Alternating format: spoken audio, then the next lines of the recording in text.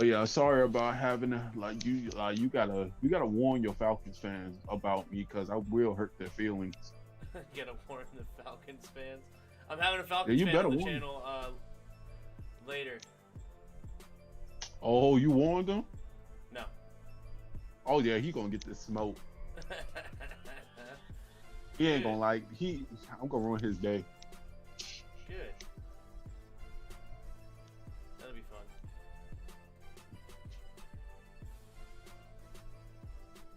Alright, got that.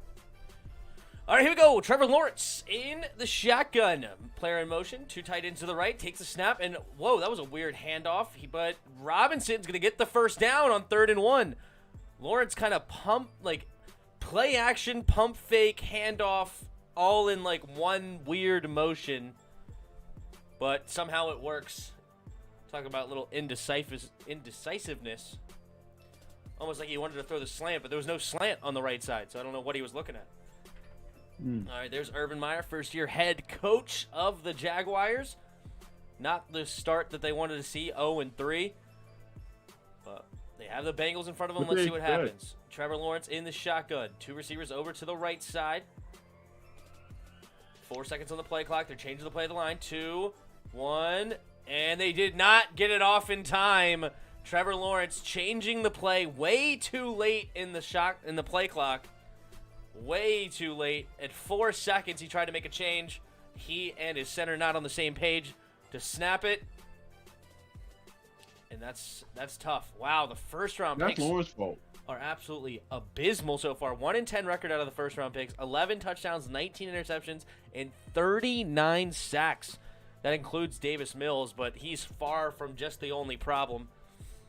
Well, I told y'all about this. I say stop getting a quarterback if you don't have a line. You see what I mean now. These guys barely have time to throw the ball, and they can't be confident because their line not blocking. I mean, completely fair. Completely fair that, yeah, it's definitely a tough time for these rookie quarterbacks just because the teams they're on, they suck so bad. Trevor Lawrence in the shotgun. All right, now he's changing the play with 12 seconds on the play clock. Much better. Let's see what he can do here. 5-4, takes the snap. Play action, 3-man rush. He's going to roll to his right. Looking downfield. Makes the first guy miss, and instead of throwing it away, he's going to get a negative 1-yard run. Trevor, you got to throw that one away instead of running out of bounds. You're losing yardage for no reason. You're outside the pocket. There's players downfield. Just throw it down. Just throw it. There's no reason not to. Also, that's corner, oh my goodness. That's what you get for the transition from college to the NFL, bro. Like, these corners not going to let you get it easy. Well, I'm just saying you could just throw it away instead of running out of bounds for he a can. loss. And you can do that in college, too. Yeah, you can do that in college, but in college, you're going to have a lot of OP players on your team that's just going to get open automatically. In the NFL, that ain't going to happen. Yep. A run up the middle there from James Robinson. He's going to get a couple of those yards back, maybe one extra. So it'll be 3rd and 9 coming up. See, this right now would be 3rd and 5 instead of 3rd and 8 if he didn't run out of bounds for a loss. But let's see what they got here. 3rd and 8. Trevor Lawrence. First overall pick going against the first overall pick from 2 years ago, Joe Burrow. With that new acquired Dan Arnold. I know he mad. Yeah, right? He wasn't happy. 3 receivers over to the left. Trevor Lawrence, 1, gets the ball off this time. 4-man rush, stays in the pocket, going deep, and slightly thrown, allows the defender to get a hand in there, and it knocks it away, and it's going to be incomplete. 4th and 8. And that is going to bring out the punting unit, and we'll see Joe Burrow for the first time tonight. Bro. What's that? You got to hit. I said he got a bullet that there's no way you got a salt touch. You got to really throw a strike into his chest. Yeah. Like what he did, he thought he could go up and grab it. He needs to work on that. You got to bullet that in. We're going to get a return inside the 10, and he has room to run. We're going to get a block in the back. That looked like a block in the back to me, but I don't see any flags, actually. Yep, there comes the flag. He gets out of bounds around the 20, and that'll be coming back Thomas knows that he messed up on that one. The Mike Thomas, the backup receiver, punter, punt block unit. So Joe Burrow and this offense will start deep in their own territory. There's Joe Mixon, the 5th overall pick, Jamar Chase. Yep. I feel like they should have a new rule on flags. Like, these refs be throwing these flags way too late. I say after a certain time limit, no flag can be thrown no more. Like, it has to be done. There's no way, like, it's 3 minutes after the play is over and now you want to throw a flag. That's just dumb. That's wasting time. Well, it should have been thrown. I don't know why it took so long to show on the screen. But I'm pretty sure it was thrown right away because that one was obvious. I mean, that one was bad. Yeah. Even with obvious, refs still take time to throw the flag. I'm just saying, like, they need to make these refs, their job need to be tougher on them. Like, bro, what you taking so long with the flag for? Yeah, I don't care so much how long it takes. I just want them to get it right. I mean, that's, like, I would take, even if they threw the flag after, like, way after the play every single time, as long as they were calling the correct call, I would take that way more. But they're not. Like, that's the worst part. They're taking their time with it, and they still getting the calls wrong. That's true. Like, you might as well put a time frame on it. You got this much time to make the decision you want to throw that flag or not. Yeah, but that might rush some flags that aren't flags. I don't know. It could kind of get weird. Like, make their best judgment as quickly as possible and just try to get it right. Like, however long it takes, just get it right. Tim, they couldn't even get Dak Prescott over the line right. Are you really kidding me? Well, they couldn't see it. Dude, you could just see where the ball is. His ball was literally in the center, and his whole center of his body was over the line. You could not tell anything from that angle. That angle is a terrible angle. You think you see what you see, but it's a terrible angle. You can see it from the top, the angle. If you look at it from the top angle, the top angle was terrible. You're behind him. Like, you don't know where that ball is. Seriously, you don't understand the angles. You really, like, the angles get terrible. Like, on those weird things. Like, you ever played bocce ball? I'm black, bro. I don't even know what that is. It's where you throw, like, the little ball out in the field, and then you have these, like, 4 bigger balls, and you try to get the big balls closer to the small ball. Mm-hmm. You've seen that game? No. Okay. Well, if you ever played that, you would understand how deceiving angles are. You have no clue. Like, okay, so how you felt about it? And I'm not even saying you're wrong that it's in, but I'm saying there's no way you can make the determination like that. In order to overturn a call, you have to have what's it called? What's the word? Basically, like, decisive evidence. Like, you have to have 100% enough evidence. Yeah, you have to have decisive evidence, or whatever it is. 100% evidence. But anyway, all right. 3 receivers bunch to the right for Joe Burrow under center. 1st and 10 from their own 9 after the punt and penalty. Tight end motions back to now they have an I formation. Now they're going to fake the pitch. Joe Burrow rolling to his right, and he finds his receiver underneath, and plenty of room to run. Gets a block, still going, and finally pushed out of bounds. Tyler Boyd, nice chunk gain on the play action. And about 30-some-odd yards later, 33 yards, that is a first down. Oh, yeah, really got the defense moving. I look at this Bengals team and be like, what in the world made A.J. Green stay for that long? Contracts, man. Contracts.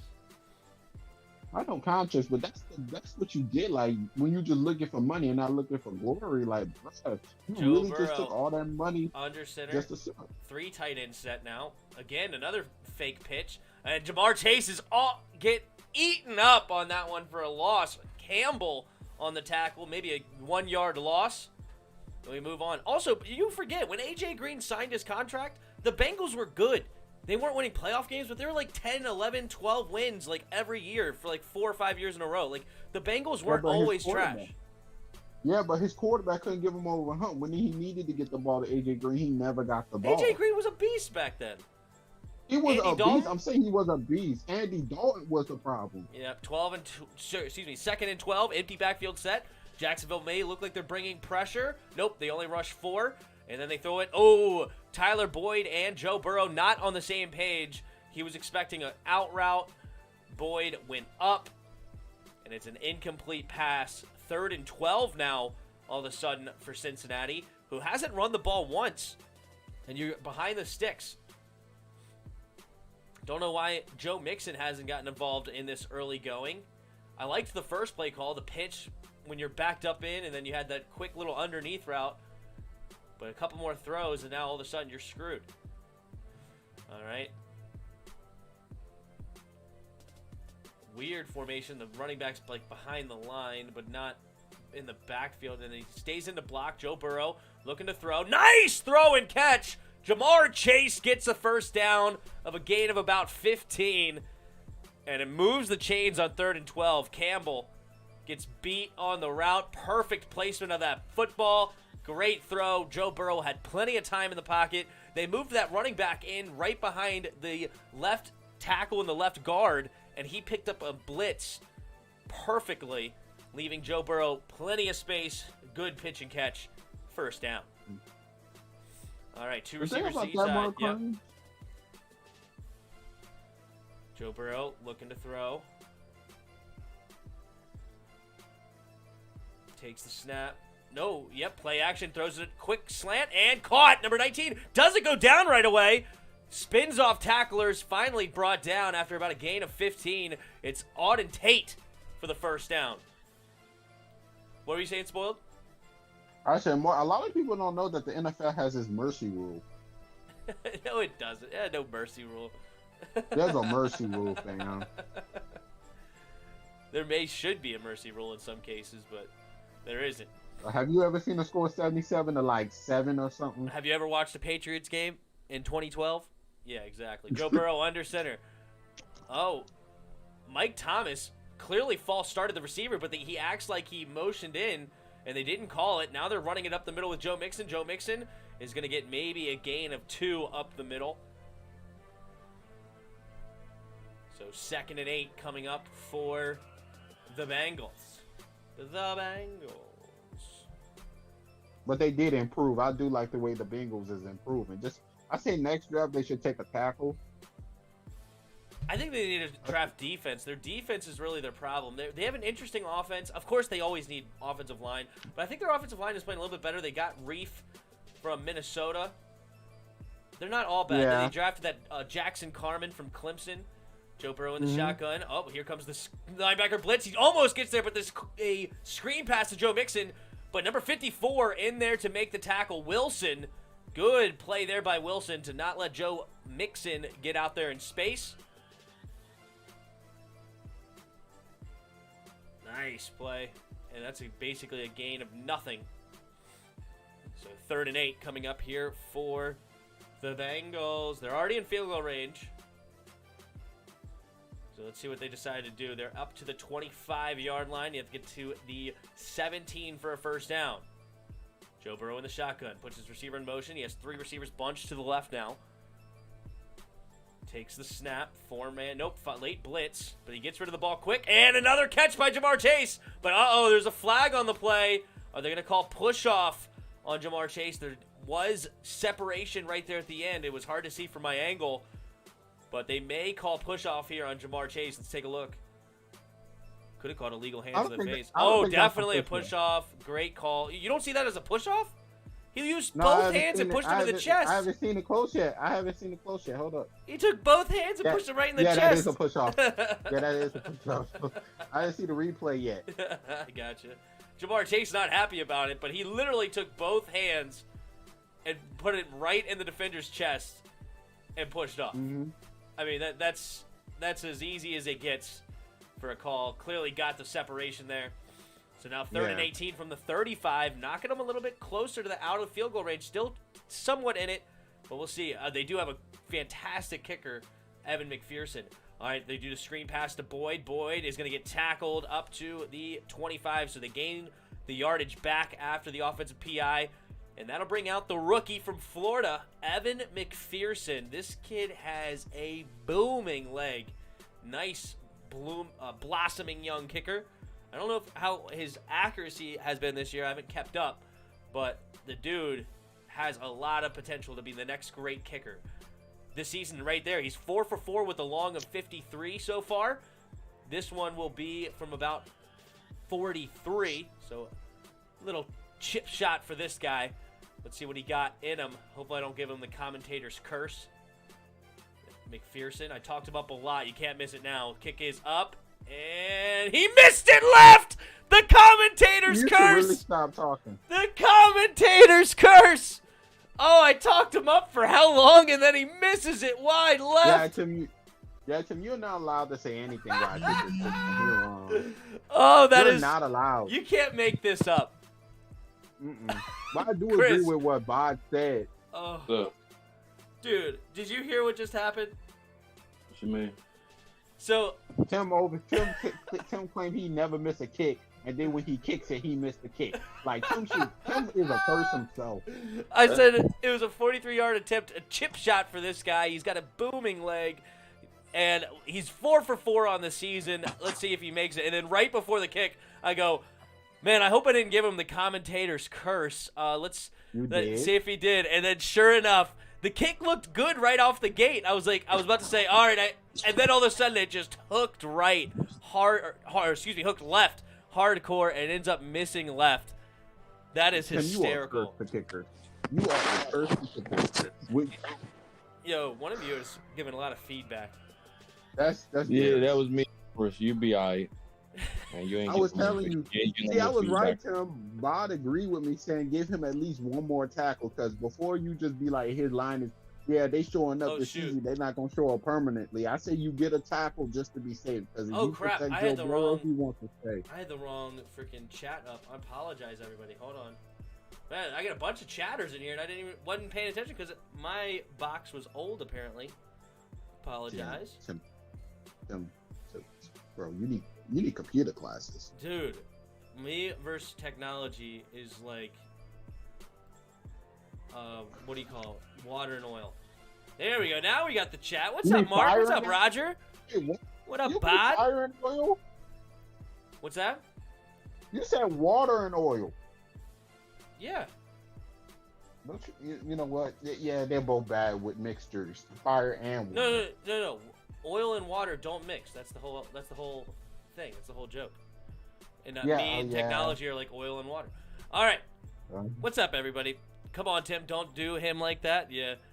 I jinxed the heck out of him. That was hilarious. Ooh. He's here, Tim. Oh, DRG said 10-day quarantine. Oh, you got COVID? Oh, man. I'm sorry. Hopefully you're okay. You just get minimum symptoms. But, yeah, that sucks that you're going to have to quarantine. What's up, Spoiled? What'd you say? I said the guy I be giving a smoke to for the past week is here. I don't know who that is for sure yet. But hold on. Trevor Lawrence under center. Puts a man in motion, and they're going to jet sweep it over to the left. And plenty of room to run. Nice blocking up front, and spins round Von Bell on the tackle, but not until after a first down. Nice play there by Jacksonville. Is Urban Meyer job in jeopardy? Oh, no. ProTech has COVID as well. I know you were saying that you were kind of sick, but I didn't know you had COVID. Hopefully both of you are having minimal symptoms and get better soon. All right, here we go. Trevor Lawrence, 3 receivers to the right. Takes the snap. Rolling to his right immediately. Quick throw over to Hitch. Nice catch. And it is Tavon Austin, the former first-round pick for the Rams, gets the catch of about 7-8 yards. So second and short coming up. Agnew was the one that was on the jet sweep. He was the one that had the 109-yard touchdown return. Ties the longest in history. But nobody will have a longer one than Antonio Cromartie when he literally caught it basically out of bounds. Trevor Lawrence takes the snap, hands it off to J-Rob. J-Rob gets tackled. Sample, I believe, on the tackle. And maybe a half yard short of the first down. Is that the second first down or the third? I missed the beginning. Not many first downs so far for Jacksonville. That was the fourth first down. Oh, they just gave him the first down. So that was the third first down. Now that we just got the fourth first down. So they gave him the first down there. I thought he was a half yard short. Fortunate spot there for Jacksonville. Tight end in motion. 3 receivers to the right. Trevor Lawrence takes the snap. Four-man rush. One of them faked and then went back into coverage. Lawrence just trying to escape for his life. And this time he does throw it away. I'm sure the coach was looking at him. Yo, why did you run out of bounds losing 2 yards? Just throw it away. Save the 2 yards. You don't have to get hit. You save energy from running. And just toss it away and survive for a new play. Sucks, bro. Minor symptoms, though, so it could be worse, but you feel better too, Protect. Yeah, it's, it sucks to get flu-like symptoms, basically, is what you're getting from COVID. I mean, the flu was real serious before. Everybody forgets about that. People are like, oh, don't compare it to the flu. It's like, the flu stunk. Like, you had serious symptoms back then. All right, Trevor Lawrence, 3 receivers to the right. Trevor Lawrence takes the snap. Four-man rush, pump fakes. Now he's rolling to his left, and he sees Green in front of him. He's going to make a move, and he makes the linebacker miss, little stutter step, and gets around the linebacker, and first down.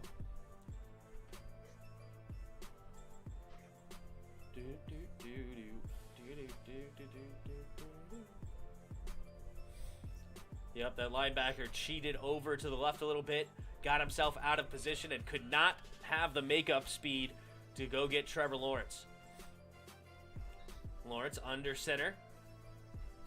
5 first downs now for the Jacksonville Jaguars. Marvin Jones goes in motion. They fake the jet sweep. Then they hand it off to Rob, and who gets a nice hole. And a nice move on the safety. Gets tackled by the linebacker, but not until after another first down, moving the chains. Matt Ryan will be the get-right QB of the week. Yeah, for sure, Protect, for sure.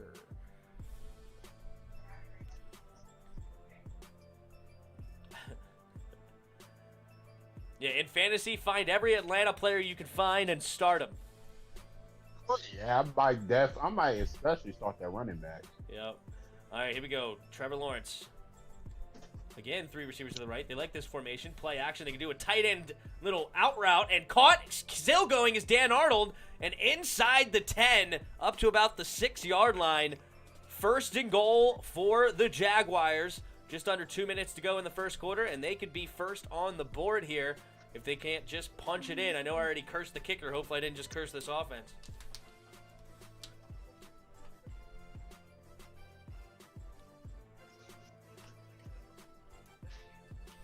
All right, Trevor Lawrence under center. 2 tight end sets to the right, 2 receivers to the left. J-Rob the back in the backfield. Takes the snap, handing it off to J-Rob to the right. He makes the first guy miss, and he's going to walk into the end zone. Nice move in the hole. And Jacksonville takes an early lead. 7-0. Oh, yeah, this secondary is horrible.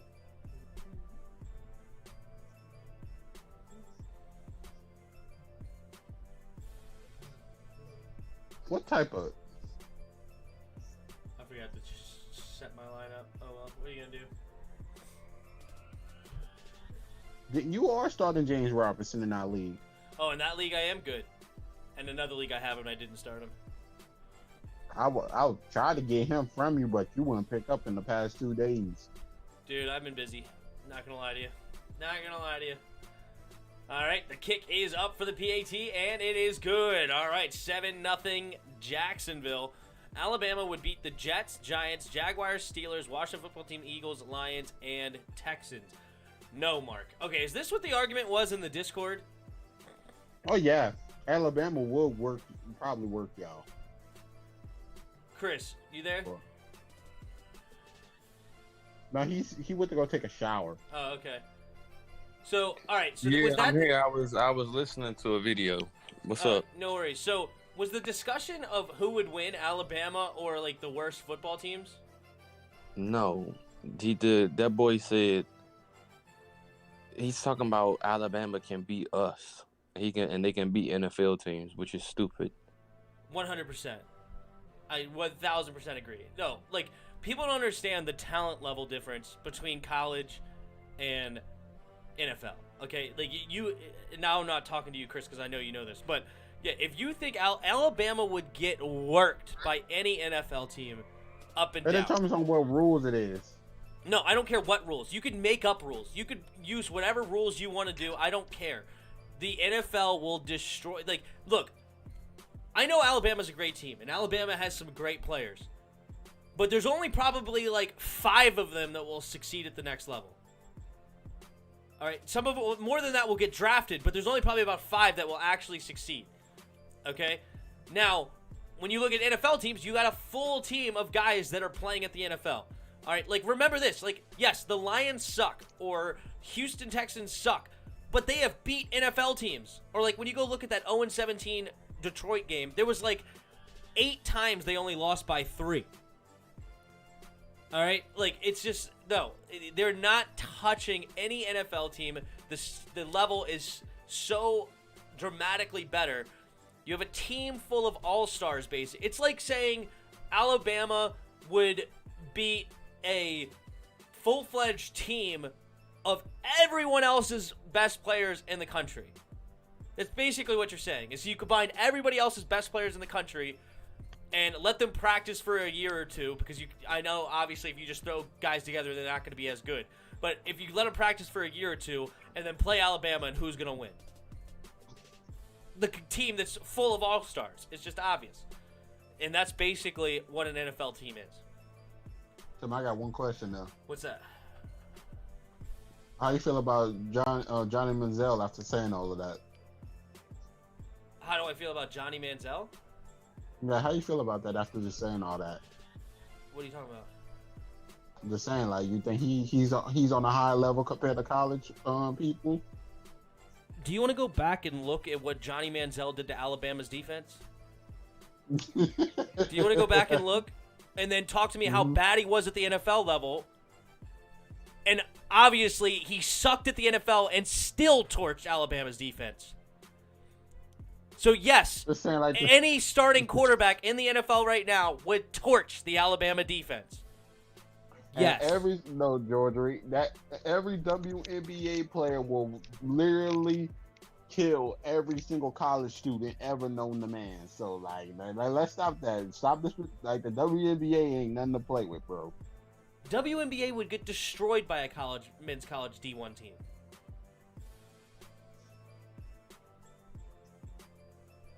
It is, Gregory Lightbody. It is. All right, here we go. Joe Burrow under center, 3 tight ends, 1 receiver out wide. Then you're going to hand it off up the middle to Joe Mixon. Joe Mixon, not any room to run, really. He gets maybe 2 yards on the carry. What up, Hassan? How's it going?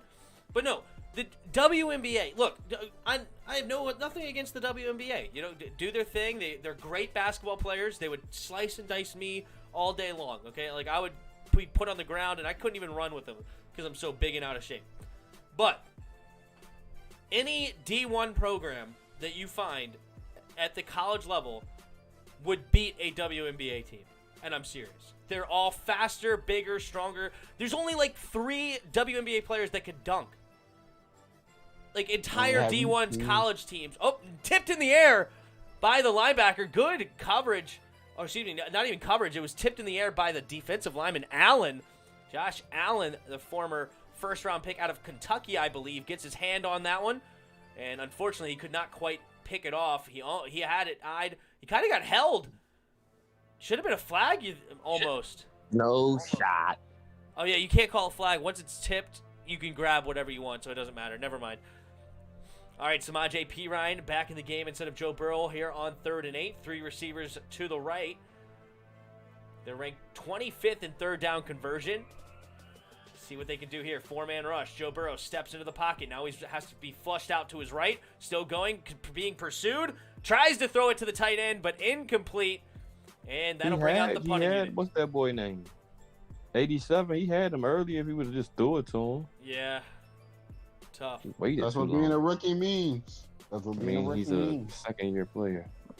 That's second year. It's not like he's been in the league like 4 years yet. This man's still basically new. And he got hurt like halfway through the season. He's basically still new. Nah, Joe Burrow makes those plays usually. Yeah, it was a bad play from Joe. He should be able to make it, but I agree with Chris. Here we go. Huber ready to kick it away. And we're going to get a fair catch right around the 27, 28-yard line. We'll see where they mark it. Agnew, the receiver. Yeah, that Tua rumor really could be true. Tua in Washington, Jersey A. Let's see. I'm not a fan. I know Chris was talking to me about it. I'm not in on the Tua train. You know, like, would I hate it for a second? I guess not. Like, I'd be like, whatever. But if Miami's willing to give him up for a second, that means he has dramatically underperformed from what they wanted. Absolutely. No, it doesn't. It doesn't mean that if they're trading for Deshaun Watson. You would do that. What? The whole league would do that. Even I would do that. That doesn't mean that if you had two of Deshaun Watson, it's not rocket science. You're going to get Deshaun Watson. It's really not. That's just all it means. It's really not. Like, I hear you. That's fine. But why would I pay that guy a ton of money when I just drafted this guy number 6 overall, 5 overall? Do you think they care? Do you Trevor really Lawrence think they care? looking to throw, play action, throws it, slant pass, caught. Nice catch there by Marvin Jones after a gain of about 7. No, but hold up. I have the number 5 overall pick. This guy was supposed to be the next Drew Brees, the next great talent. And already in a year and a half later, I'm already ready to offload him for a second. I mean, dude, Tim, you know Derek Carr was just like that, and now the Raiders glad they didn't. They probably wouldn't have done that if Deshaun Watson never would have requested a trade. Yeah, and now the team want to get rid of him because of all the alley. They wouldn't even think about getting rid of him if Deshaun Watson didn't request a trade. But the fact that he did and it's out there on the table and they have a chance right now, of course you're going to take it. Okay, then why are the Cincinnati Bengals looking into this? Why aren't because the Bengals believe in Joe Burrow. Exactly, because but why don't something? It's a difference. There's a difference between building something and something that's already dead. Already dead? Tua's not dead, but they already building something. Dolphins are ready to go win now. Deshaun Watson coming to the Bengals, that doesn't mean crap. It just means they're just going to be good a little bit, but they're not ready. We go to the Dolphins, and why would they want to do that? And they get to keep. First of all, Joe Burrow's a beast. That's number one. For real. Secondly, they already drafted Jamar Chase. I mean, so who's better, Joe Burrow or Deshaun Watson? Deshaun Watson. Okay, so why wouldn't you make the trade? Who costs more? Because Joe Burrow. But you could get way more for Joe Burrow than just a second. Like, if you right now put Joe Burrow on the trade block, you could probably get 2 firsts for him. 2 firsts. And then you use those 2 firsts and go get freaking Deshaun Watson with like another one of your firsts. So you keep all your picks and you get a much better quarterback. You don't understand what I'm saying. They're building. The Dolphins are not building. They want to win now. They're ready now. The Bengals are building. Yeah, the Bengals are. The Bengals are offense is fantastic. Yeah, the defense is not. But you're still getting a way better. But you're not even giving up your future because all you're doing is getting rid of one of your own first-round picks. No, and you're upgrading at your quarterback position. They're going to still win a whole. What? Tim, you don't know what they're everything the Bengals done. Why would they get rid of Joe? Like, this dude is one in a kind talent. So thank you. Now you're finally making my argument. Because Joe Burrow's good. Talent. If Tua was as good as Joe Burrow, Miami's not looking at that. No. You have a quarterback that's making under $10 million a year. Why would I trade for a guy that's making 40? Your argument is flawed because the Bengals are building. The Dolphins are ready to win now. Exactly. It's a difference. Yeah. The Bengals. The Bengals, as bad as they were, why would we just give up everything? That makes no sense. Then we can't even build. Because I'm giving freaking Houston. Why can't I build? You can't build. Why? You can't build. You just why? I'm trading 1 first-round pick, basically. You're not trading. They want 3 firsts, Tim. I know. I'm going to get 2 firsts for Burrow, and I'm going to trade those. No, you're not. Why not? You think Houston giving you 2 firsts back? For real? No, I'm saying if I put Joe Burrow on the wait, hold on. If I put Joe Burrow on the trade block right now, Washington's not calling me for 2 firsts? Oh, you best believe they are. Exactly. So now I'm trading 2 firsts and probably a defensive lineman, one of our linemen for Joe Burrow. So now I'm adding a lineman or defensive lineman, and I'm getting 2 first-round picks. And then I use those 2 first-round picks, and then I use mine from this year. So now I got 2 first-round picks from this year and another one from the year after that, and I'm going to get Deshaun Watson. But dude, why would you? The Bengals in this scenario, but they're not doing it because Joe Burrow's actually succeeding. That would make no sense. You just use a scenario for us. not them. Houston will want Listen, 3 why firsts, the 2 seconds, Texans- and Joe This is Burrow. why the Texans can't rebuild him. They don't have no first. They traded their players too quickly, and they try to get too aggressive. That's why the Texans are in the predicament they are in now. So then why aren't the Texans trading for Tua? Because The we Texans won. don't got really got anything to trade. No, Texans It's the same trade. I'm just saying in a different scenario. I'm saying the same exact trade, but instead of trading Tua to Washington, I'm trading Joe Burrow to Washington. Then I'm adding the capital, and I'm using that capital to go get Watson from the Houston Texans. So you saying that? So you talking about a 3-way trade? You're talking about a 3-way trade. No, I'm not. I'm talking about a 2-way trade. You're talking about That's Tua going to two-way. Washington and then Deshaun Watson going to Houston. I mean, sorry, would make Deshaun Watson that going to trade, Miami. and they probably would trade Tua before they even get Watson. I'm saying the exact same thing. Bengals would go trade Burrow to us first, and then they go get Watson. It's the same exact trade. Why would they give up? That's dumb. Because they're upgrading a You quarterback, giving the up- same reason that Miami's doing it. Why would they give up all that to trade? First of all, we would have to give up to I wouldn't mind giving up, but and then they just go up. Okay, now we're gonna go. No, they're going to be depleting themselves. They're literally losing one pick. No, they're gonna In this scenario. You understand? No. They want players too. You giving up? Okay, who do listen, you want for my players?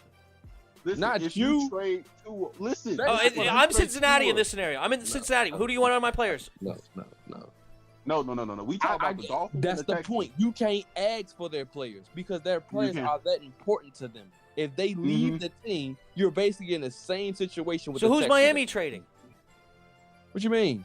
So What you in mean? order to get Watson, what players are they They're trading? giving up They're 3 giving up firsts, first, 2 3 seconds, first. and I'm hearing they might even give up 2/3. So they're only doing willing to picks. give it up. Yes, Possibly. that's how a lot of trades is done. Okay, that's fine. Why can't I do only picks for the Bengals then? Add in 2 more seconds. Because the Bengals feel like they are What you in a mean? great position the way they is. They don't feel like they need to do something That's like that. my point, spoiled. You keep using my point to come back at me. That's my whole thing. The reason they're not making the trade is because Joe Burrow's good. The reason that Miami's making the That's trade is not because the Tua point. sucks. That's not the point. no, it's not. Their That's not the team point. is The building. reason why the Dolphins are making the trade because they're Super Bowl ready. The reason why the Yes. Bengals wouldn't do it. Then if because they Tua's the did- 5th listen, overall because pick, if the why can't he Bengals take you to did the Super that- Bowl? If the Bengals did that, they would basically be the Texans all over. Because they don't feel like they got enough time to cultivate Tua to that Super Bowl quarterback. They don't feel Exactly, like they because he have that time. sucks. No, that's not because he sucks. It's because they are in win now situation. Exactly. When They're you in go win win now. now, when you go win now, you give up anything to go into that final. You have mode a when you trying to go second-year win the quarterback that was the 5th overall pick. chip. Tim, that's Let me second ask you year. a They're question. ready Which to second-year win. quarterback gonna take them to the Super Bowl? Yeah. Exactly. I don't know. Pat Mahomes Exactly, you went don't to the know. You're not talking AFC about Championship. Mahomes. Russell Wilson, in year 3 went to the championship? Was it because of him? No, okay. that You leads to say the year boom team. 3, Wait. by the way. Okay. Yeah, year That's 3. what So it was. year 2 is right there. You can't wait one more season with this great team that you have supposedly ready to win How now? old is their team? Their Tim, you team know is how not a much young nonsense team. you're Tim. talking about right now. Everybody is going into their prime. Tim. If they Nobody want on the Deshaun Dolphins is Watson young. and they're in win now mode and they want Deshaun Watson, why am I keeping Tua? That makes no sense. That The makes no only sense. reason you're trading for Deshaun Watson is because you don't believe in Tua anymore. No, that's That is not the. why If I you don't believe in believe Tua, in you're not Tua. trading Tua. To What? not believe Tua in has Tua. 4 more years on his deal for cheap. Why would I trade that up? I got an example. Wait. I got an example. Let me talk. Wait, Jarris, let me talk. Joe What the Burrow Rams throws did it complete Jared Goff- to Tyler what Boyd, the first Rams down did to Jared Bengals. Goff is what they want to do. What the Rams did to Jared Goff for Matthew. Yeah, Stafford because they is what don't believe in wanna do. Jared Goff because Jared Goff sucks. Oh my god. That's the only reason they made the trade for Stafford is because Jared Goff was holding them back. They didn't believe in Jared Goff, so they offloaded him. That's The why Rams they are did in it. Win now mode, bro. Yeah, you have a why seventh-year they quarterback or whatever, and Jared Goff. If Who's you can't gonna win get you with to him, a Super Bowl? Who's gonna win you a Super Bowl? that's Matthew no. Stafford or Jared Goff? You're now bringing up irrelevant stuff. I agree. They made the trade because Jared Goff sucks, And so they went and got a better quarterback. That's what Miami's doing. If they trade Tua, they're saying, Tua, you're not good enough. You suck. No, they're not. And then we can't win with you. So we're going to get freaking Deshaun Watson. That's the stupidest thing. That's not what they're not saying. That they're saying we're in win now mode. We want to go win a Super Bowl. We're going to get. You don't Deshaun trade Watson. a second-year quarterback to sacrifice the future like that. You don't do it. Second-year quarterback. When I got You just try to sacrifice your Hall of future for Famer. Aaron Rodgers. What are you talking about? A 25-year-old Hall of Famer, and you talk about a second-year quarterback, and I'm on win now mode. For real. So I'm gonna go get And him. Deshaun Young, so you. But you're not even taking into consideration. You're not even taking into consideration that you're trading all those picks. So you're losing your you're getting rid of your second-year quarterback that's under contract for 3.5 more years, under like $10-12 million. Now you're trading all of these picks to go get another quarterback that's worth $40 million a year. And so if you're making all those sacrifices, you're saying that Tua sucks. Period. No, you're not. You're absolutely. Here's the thing about business. No, what you're saying is you're in win now mode. You don't need the picks if you're in win now mode. Why do you think the Rams always trade away all their picks? And when's the last time they won the Super Bowl? They don't need them.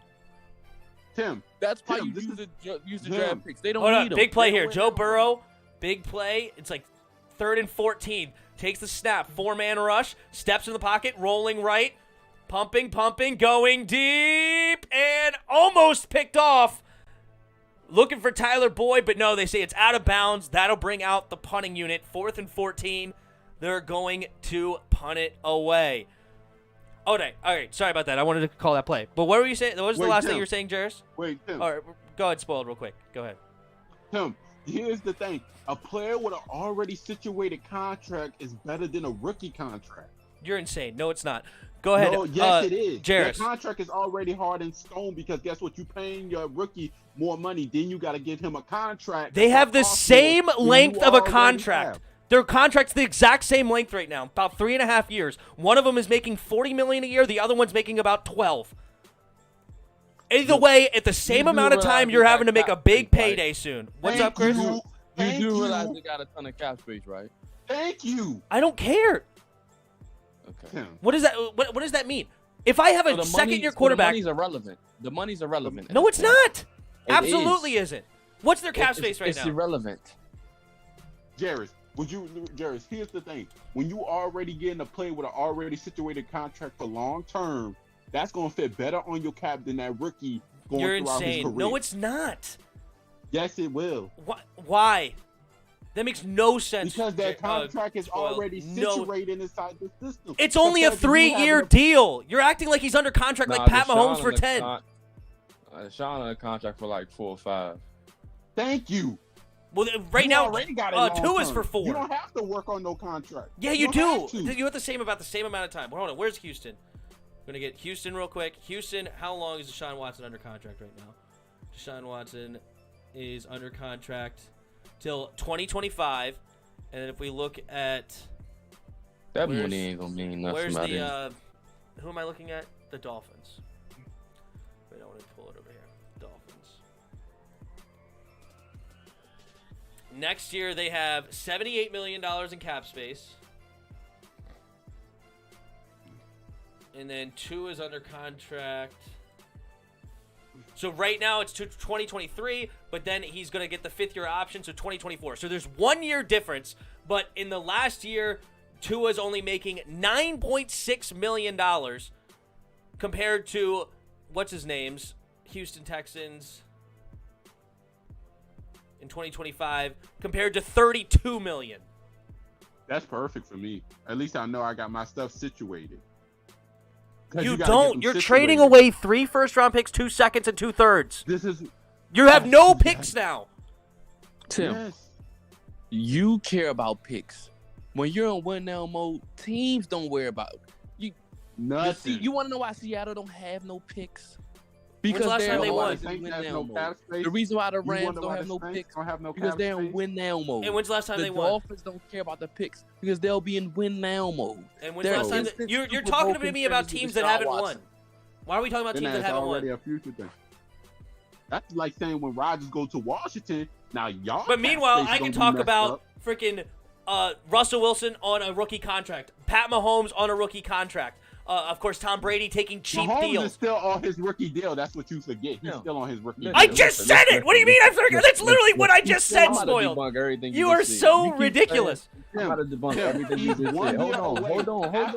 I literally say Pat Mahomes on his rookie deal, and you're like, you're forgetting he's on a rookie deal. What am I supposed to say to that? I just told you he's on one more year left. That's why he got signed early. Is Patrick Mahomes available? Is Russell Wilson available? No. Deshaun Watson is available. No, my point was they're on rookie contracts when they won the last Super Bowl. You're talking about Seattle like they're doing great things. They suck. They're 1-2. Was any other superstar quarterback available for a trade? Yes or no? Was any other superstar? What are you talking about? My point. There was no superstar quarterback available for trade. You already have the number 5 overall pick quarterback that you're already waiting to trade away. How many years? How old? Who's the youngest person on the Dolphins? Tim, right? You don't understand. Tim, who's the youngest person on the Dolphins? I don't Probably care. Tua. Probably Tua. Everybody else is reaching out of their prime or just going into their prime. They don't got time to wait for this kid to develop. There you go. Exactly. You're saying he sucks. Thanks. I appreciate it. Sounds good. Sounds good. All right. Trevor Lawrence in the shotgun, handing it off to James Robinson, rolling right, and he gets tackled up to the 40. We're going to have 3rd and short. That was a fun discussion. I hope that trade go through. We can come back to it at halftime if we want to come back to it. 3rd down and 2 coming up for Jacksonville. Up 7-0. We got 10:23 to go here in the second quarter. I feel like this game is going pretty quick. What we need to do is trade for Von Bell. That would be. Oh, Von Bell used to be a former Saint. He's a real good leader. Yeah, beast too. Sucks that we had to let him go because of Cap. Y'all always got problems with Cap. Man, but we always find our way out. I should cut Malcolm Jenkins. That's what y'all need to do.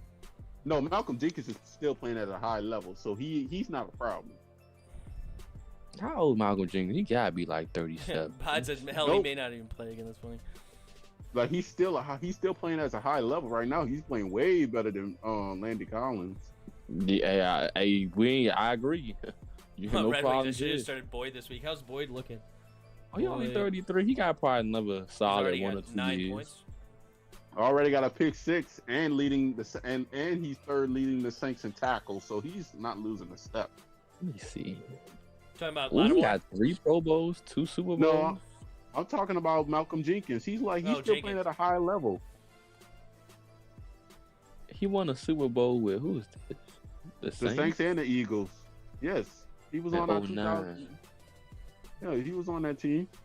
Y'all won it in 09? Dang, I must have been real young because I do remember that. Oh, that's the Tracy Porter pick.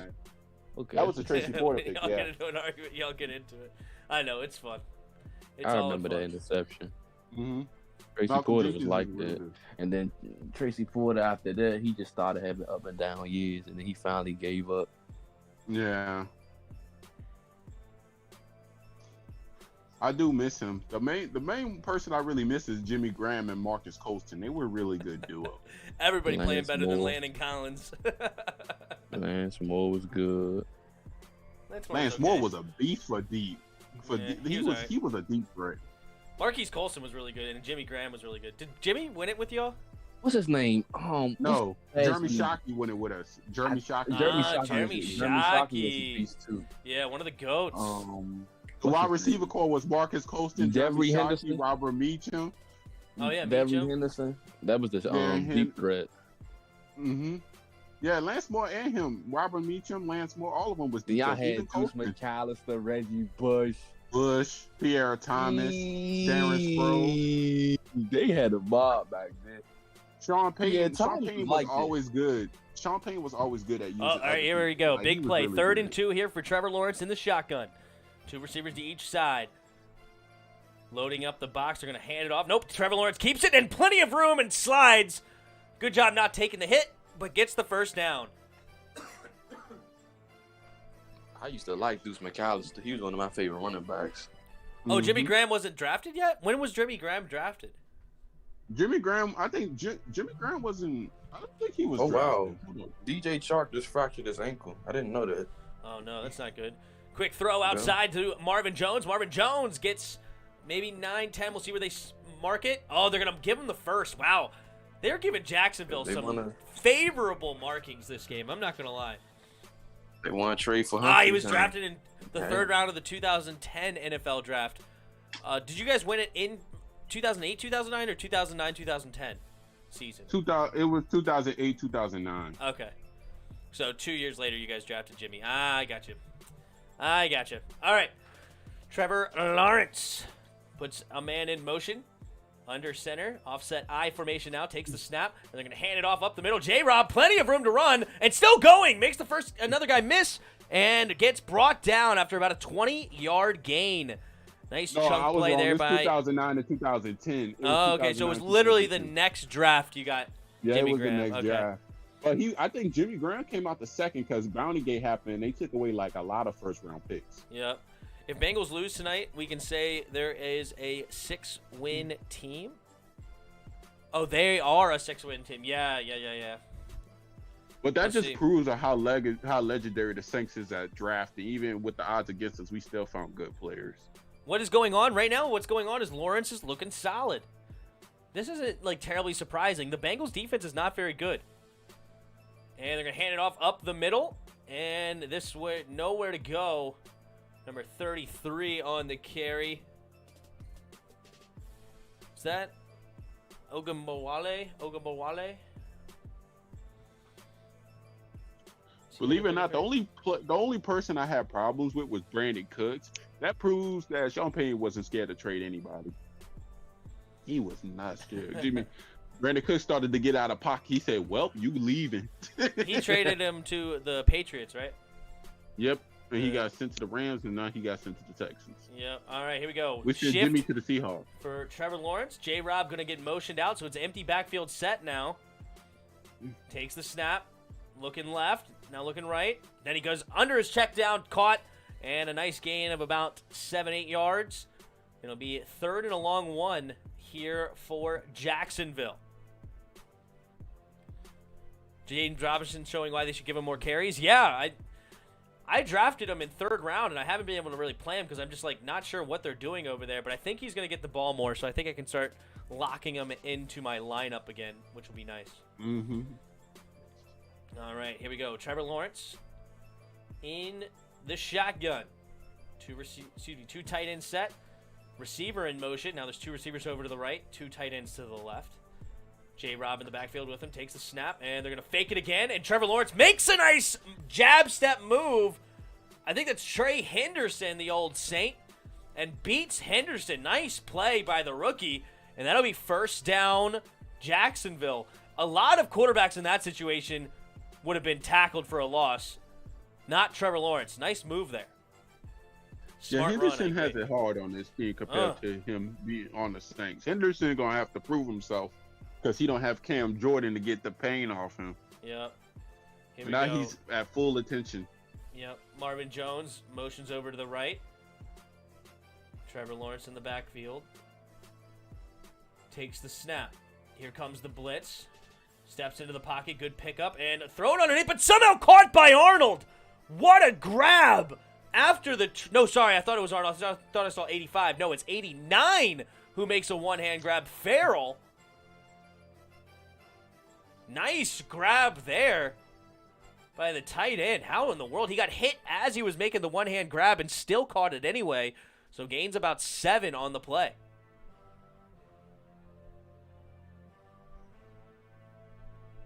Trevor Lawrence under center. Two tight ends over to the left. Puts a man in motion. Takes the snap. They're going to run it up the middle with Robinson. And Robinson gets swarm tackled for maybe a gain of a yard. So third and a long 2 coming up here for Jacksonville inside the red zone. Already up 7-0 with about 5 minutes to go here in the second quarter. Wait, Tim, Jarris, I got a question for you. What's that? Do you think the Dallas Cowboys should have kept playing Tony Romo instead of starting Dak? They went like 13 or like 12-4 that year. I mean, I like Tony Romo. Tony Romo was a good quarterback. He just always messed up when it went in the clutch. Yep. Other than that, he used to kill. Trevor Lawrence. So basically, shotgun. like, did the Cowboys Takes the rush too snap. much? Oh, again, fakes the handoff. Trevor Lawrence makes a move, and he runs into the end zone. What a run by the rookie, #1 overall pick. Looking like Lamar Jackson out there.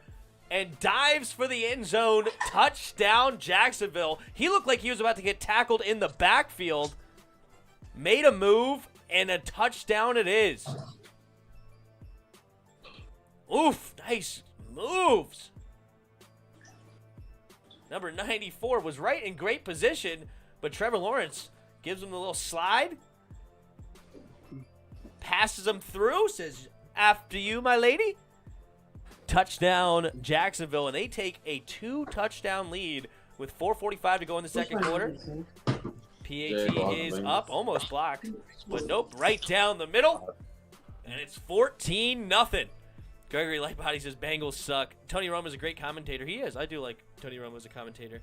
I'm just saying, like, did the Cowboys rush too much to just put Dak in front of Romo? Like, I feel like if they would have kept Romo a little bit longer, they probably would have went to the Super Bowl. I don't think so. I think they're fine. Like, I don't think what they did was wrong. They went like 13-3 that year. I mean, it's hard to like complain about them or something. They had like a crazy good record with him and Zeke, and like he's been solid for them ever since. Of course, he got hurt last year, but he still puts up big numbers. The defense just has absolutely been garbage since he's been there, like since that year basically. And it's crazy because they just had bad defensive coordinators, but their defense is looking much scarier to me now that it's coached by a legit defensive coordinator. Yeah, to be honest with you, but I feel like Dez, Bryant, Romo, and Murray was way better than Zeke, Dak, and Amari. Dez, Amari sucks. That's Tim's guy. Amari sucks. What's up? Nice background. Yes, I changed my background. Right now, I ain't gonna lie, he don't suck. He a good number 2. Let me see if I do that a little bit. Like, how you feel about that, Chris? You feel like I'm wrong on that one? Because I really think Romo, Murray, and Dez is better than Dak, Amari, and Zeke. Oh, shoot. I mean... No, well, Zeke's way better than Murray. He never had a better season than Murray. I don't care because Murray had a phenomenal offensive. Like that was like prime So did offensive Zeke. line. No. That was literally DeMarco Murray. Anybody could have been the running back that year and got 1,500 yards. Anybody. Here we go. Anybody. I'm not kidding. Put any running back there, they would have got this basically the same. Murray was okay, but he went to another team the next year and absolutely was hot garbage. Like he sucked. Zeke wasn't bad. Zeke never had a year like Murray. That's all I'm gonna say. I'll leave it at that. Yeah, they went 13-3 in that year. I mean, Murray had technically the higher numbers, but like at least higher yardage. What was Murray's final stat line that year? Amari Cooper I don't know. I would say both at their peaks. I want Dez. I'll say that. Mm-hmm. So he had 18, 45, and 13 touchdowns with also 57 receptions, 416 yards, no touchdowns receiving. Solid year, no doubt. All right, here we go. We're going to get a kickoff here from Jacksonville. We're going to get a touchback. And no, he's going to bring it out of the end zone. Uh-oh, dangerous. And he's going to get, wow, terrible decision. He doesn't even make it back to the 15-yard line. Oh, he's going to get chewed out for that one. He was like 5 yards deep into the end zone. You let that be a touchback, bro. Yes, Timmy Smith, the one-hit wonder with the Hogs, 100%. And then he went to Philly the next year and had 702 yards and 6 touchdowns. That's not too bad. That's not too bad. Tennessee had a decent year, 1,200 yards. I didn't remember him getting 1,200 yards. That's solid. But here we go. Takes the snap. He's going to hand it off to Joe Mixon. Mixon barrels through. Nice push. And he get hit at after a 1-yard gain, but he pushes through for about a 7-yard gain. Good job there by Joe Mixon. Joe mix it up. Joe mixing it up. That's right. That's Second and the 3. hardest question. Just over 4 minutes to go here in the second quarter.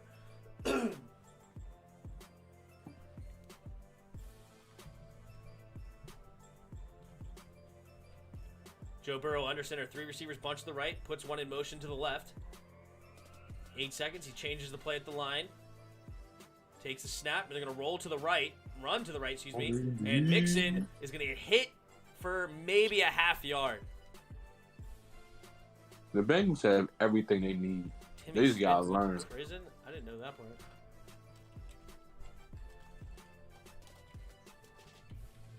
Once the Bengals learn how to play, it's over.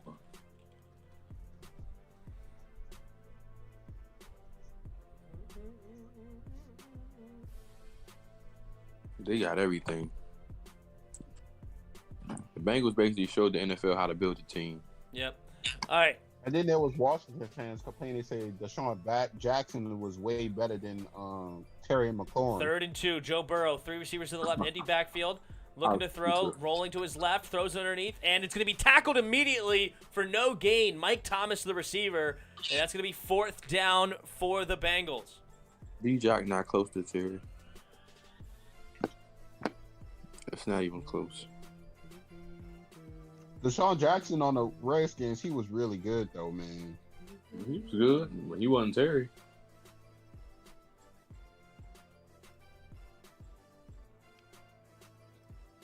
That goes down to Tim on how Tim feel about that. Tim gonna agree with me. Yeah, probably he would. 2, 3, 4, 5, 6, 7. Man, come on, Joe Burrow. I had you win this game, man. Don't make me look bad. By Come the on, man. end of the year, Zeke's going to already have more yards than DeMarco had in his career.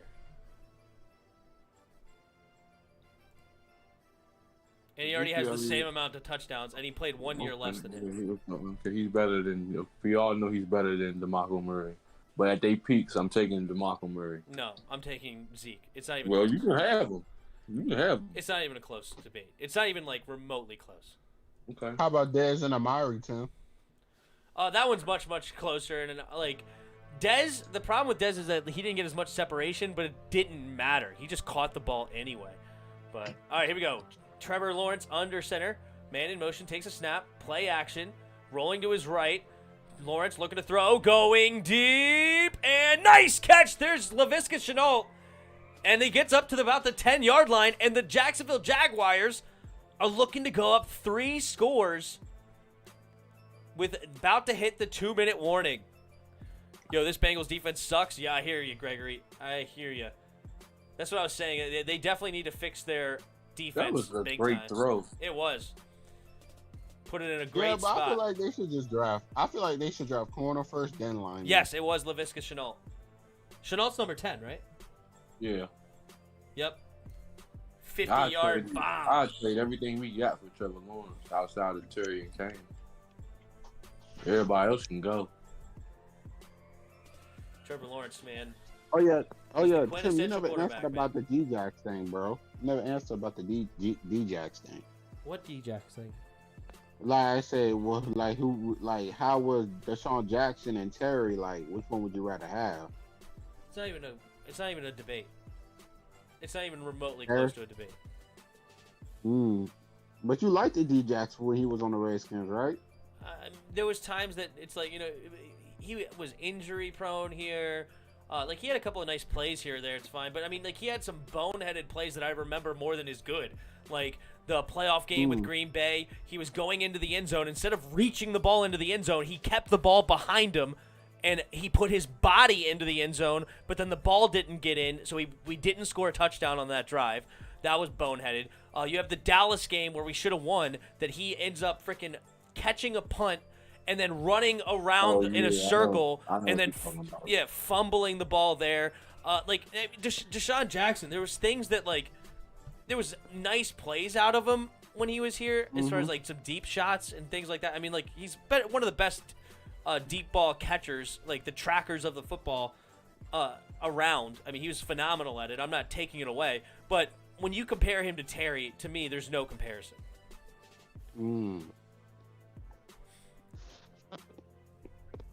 because freaking Terry's still as fast as blazes. He runs a 4.35 40-yard dash. But he's a better route runner. He could run the entire route tree, better hands, like better everything, except for literally speed. Thiago, hail to the Skins. Love in the background. Thanks, man. Appreciate it. Set it all up. I like it too. Jackson was so great because he had Andy Reid. Henceforth, why Tyreek Hill so great? They're very similar. Very similar. Because they got Andy Reid. Once Deshaun left Andy Reid, he ain't look like that Deshaun no more, did he? Redeemed. We lost that game. I was at that game, right? When he fumbled that ball, we lost. He redeemed himself with a team. Down in that game. Didn't Deshaun play for the Eagles? Yeah. Oh yeah, that bad. He looked the same when he left. They should have Andy. called PI on Chenault. Chenault was pushing off of him. He pushed off twice in one play. How did they miss that? The ref's looking right at him. Trevor Lawrence under center, 2 receivers to each side. Dare Owajabe, I can't say his last name. I'm just going to call him Dare. Carry to the right for about 2 yards, and it's 2nd and goal from the 8. I mean, that's ticky-tack. I would let it go. Trey Wayne sucked. He's a bust. Is Deshaun Jackson the greatest deep threat in the NFL history? Red Wing says? No. He's definitely up there. He's up there, but not the greatest. All right, who's the greatest deep threat in history? Randy Moss. I agree. Randy Moss. Yeah, it's no contest for me. Randy Moss is the best deep threat in history. Best overall got to go to T.O. or Jerry. Well, overall receivers, and definitely not T.O. Jerry is 100% the better receiver. Jerry, T.O. was a beast. You tripping. Oh, T.O. was a beast, but it's not a conversation between T.O. Jerry. was a beast. I'm not saying T.O. sucked. By no means. T.O. was a monster. There's no doubt about it. But I'm talking T.O. about... and Jerry are on the Mount Rushmore of wide receivers. Maybe. I don't have to think about it. Trevor Lawrence. Maybe. Marvin Jones in motion. Lawrence takes the snap. Lawrence pump faking. Now rolling to his right. Throwing to the end zone. Nope. Throws it away. And we'll have 3rd and goal from the 8 with 1:46 to go here in the second quarter. He said maybe. Mm-hmm. Like he wasn't already that good. I mean, T.O. on the Mount Rushmore. But Bro, yeah, is he? T.O. is.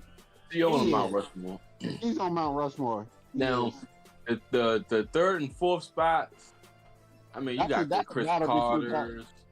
You got the Calvin Randy Johnsons. is on the Mount Rushmore. What? Are we debating this? Well, Randy's on the can I Mount have Rushmore. him? Well, I put him over Calvin though. What? It's not even a debate.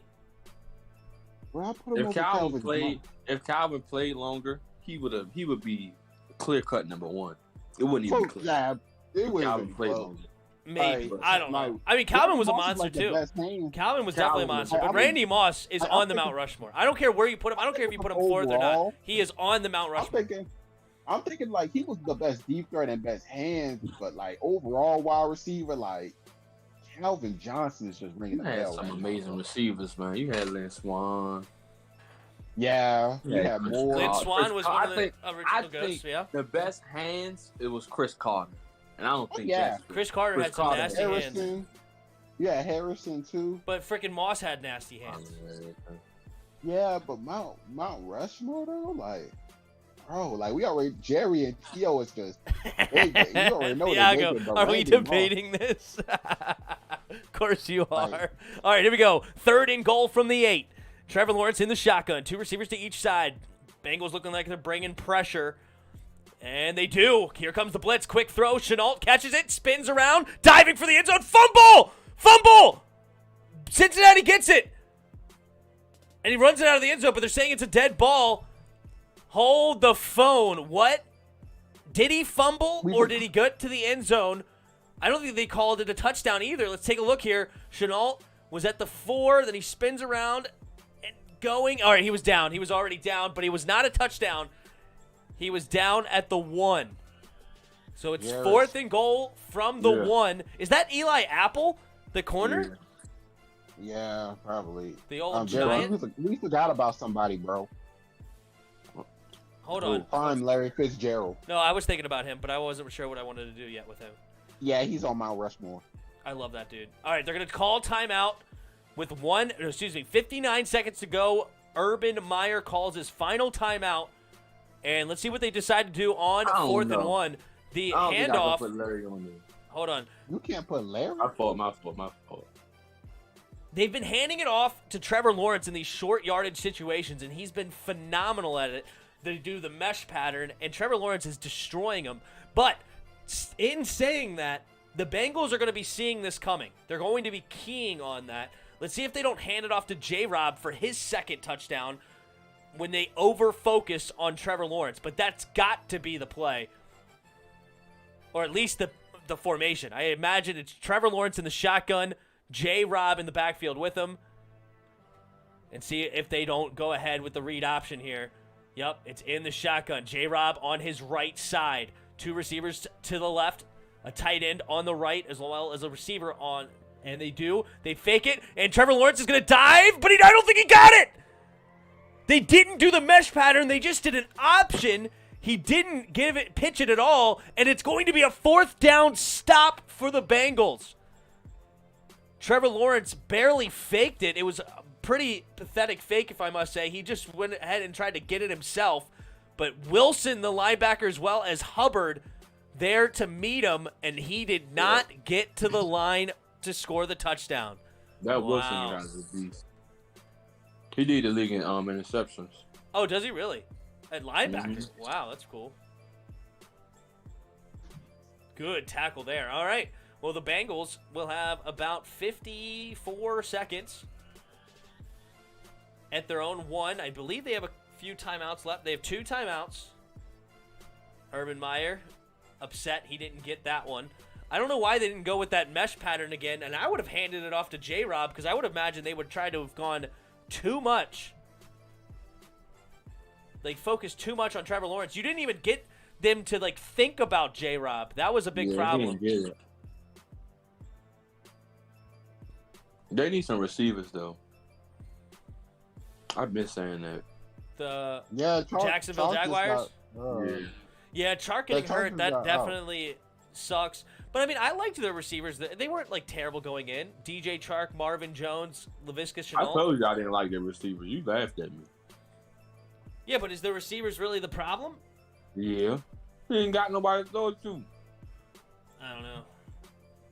They weren't using J-Rob at all early on. Against Houston, J-Rob wasn't utilized, at all. They didn't run the football. Tim. What? I've been thinking about this. I gotta put Larry in front of Randy Moss.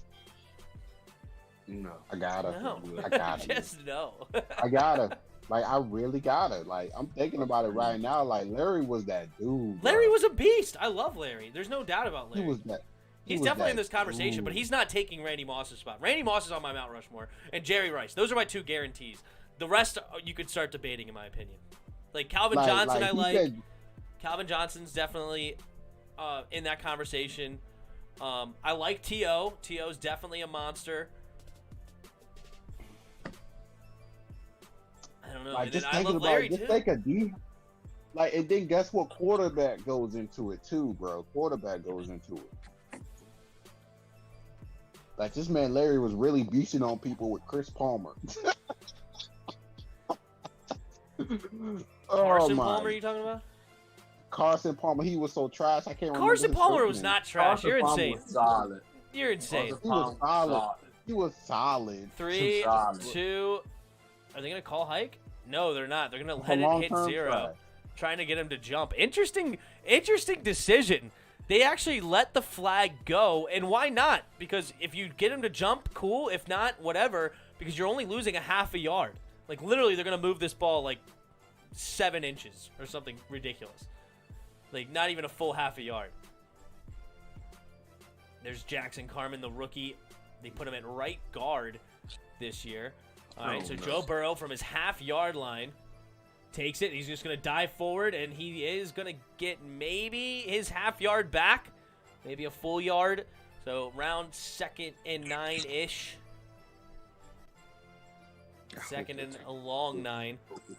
I hope it. I'm in survivor pool, and the pot is over 6K. Wow. I picked the Bengals to advance. You picked the Bengals in your survival pool. Ouch. Uh-oh. Uh-oh. You're not dead yet, though. Joe Burrow in the second half. Let's see what they can do. Wow, this is their largest lead since 2019. Joe Burrow under center. Tight end goes in motion. Joe Mixon the single back. And again, they're going to try to get him to jump off sides, but they're just trying to get the play clock to hit, or the game clock to hit 0. So they're going to go into halftime, and it's all good. Largent had Zorn as his QB and was breaking every wide receiver yard that existed.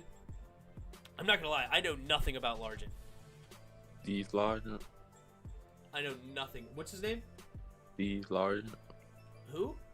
Steve Largent. Oh, Steve. Okay.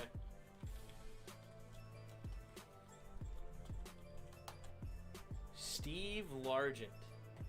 Hey, Julio might have a case for Mount Rushmore. And D-Hop.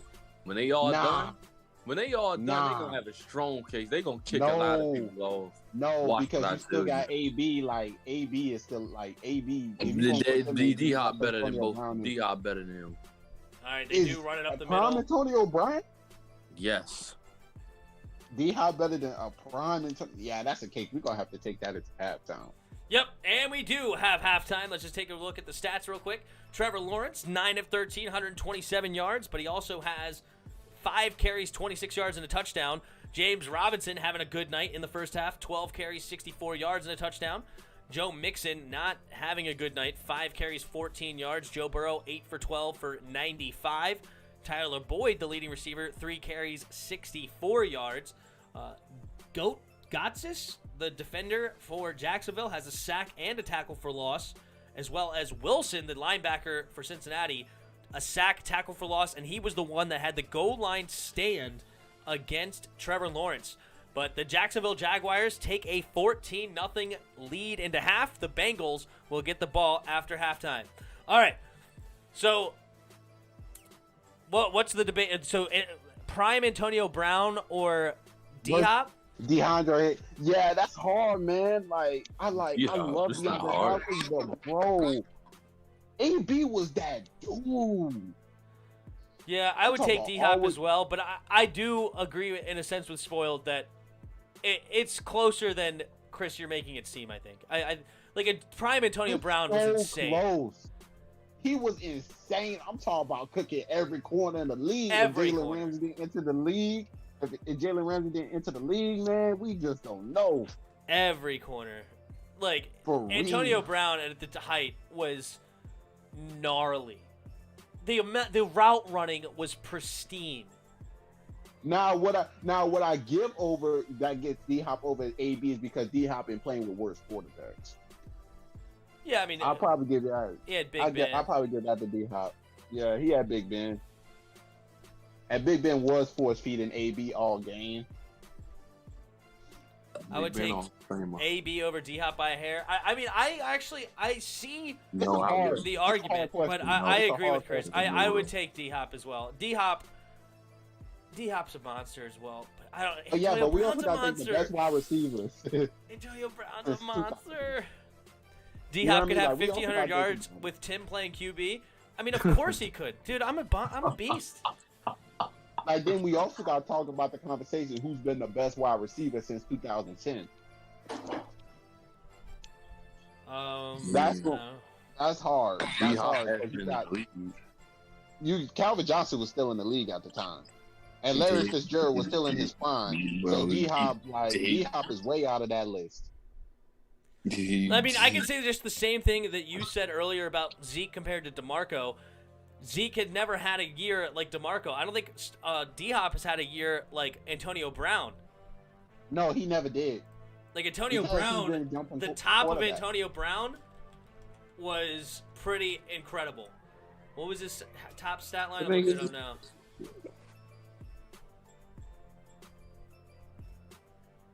1,800 yards, 1,834 yards, and 10 touchdowns. What is D-Hop's best year? I know that the different in quarterback. The difference in quarterbacks, I completely understand that. I'm not denying that, but I'm not denying that either. Let's see here. Full year stats. I'm saying like His best this gotta year be like the grade. was 1,572 yards and 11 touchdowns in 2018. Antonio Brown's best year was in 2015, 1,834 yards and 10 touchdowns. So D-Hop was still coming up while AB was already succeeding. Well, yeah, and AB's older than D-Hop, right? 2013. Yeah, AB is 2010, so he's 3 years D-Hop older. wasn't coming up in 2018. It was D-Hop. Yeah, he was D-Hop in 2018. That's true. I agree because he was Yeah, already but in the then league we for go 5 by years. 2000. Like I I'm said, still taking D-Hop over in Antonio Brown. 2010. Because no, if you said D-Hop is the best wide receiver since 2010. Like I don't think that's right, Jerry. No, he wasn't in the league in 2010. What year did D-Hop enter the league? I think 2013. Yeah.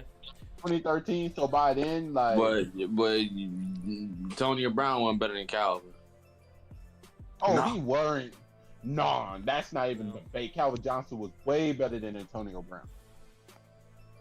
Calvin I don't Johnson. look. I agree. I take Calvin over Antonio Brown, but the way you guys say these things, I feel like you're really minimizing what Antonio Brown was doing in that mid. But when it comes to Calvin, Calvin Johnson, Dude. was the only wide receiver. I'm trying to tell you this. When it but comes to Antonio Brown uncoverability, had juice. Antonio Brown is one of the most uncoverable receivers.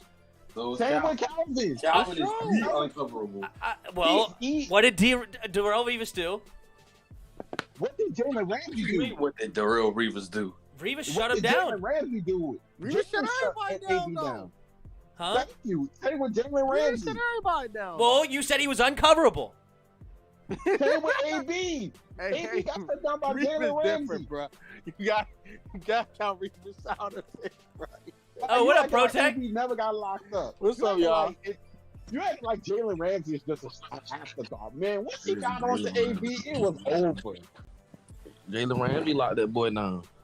For real, like, But the most prime AB. unguardable was Calvin. Calvin freaking Yeah, unguardable is lost garbage. 4 people in the end zone. Calvin went twice. against better corners.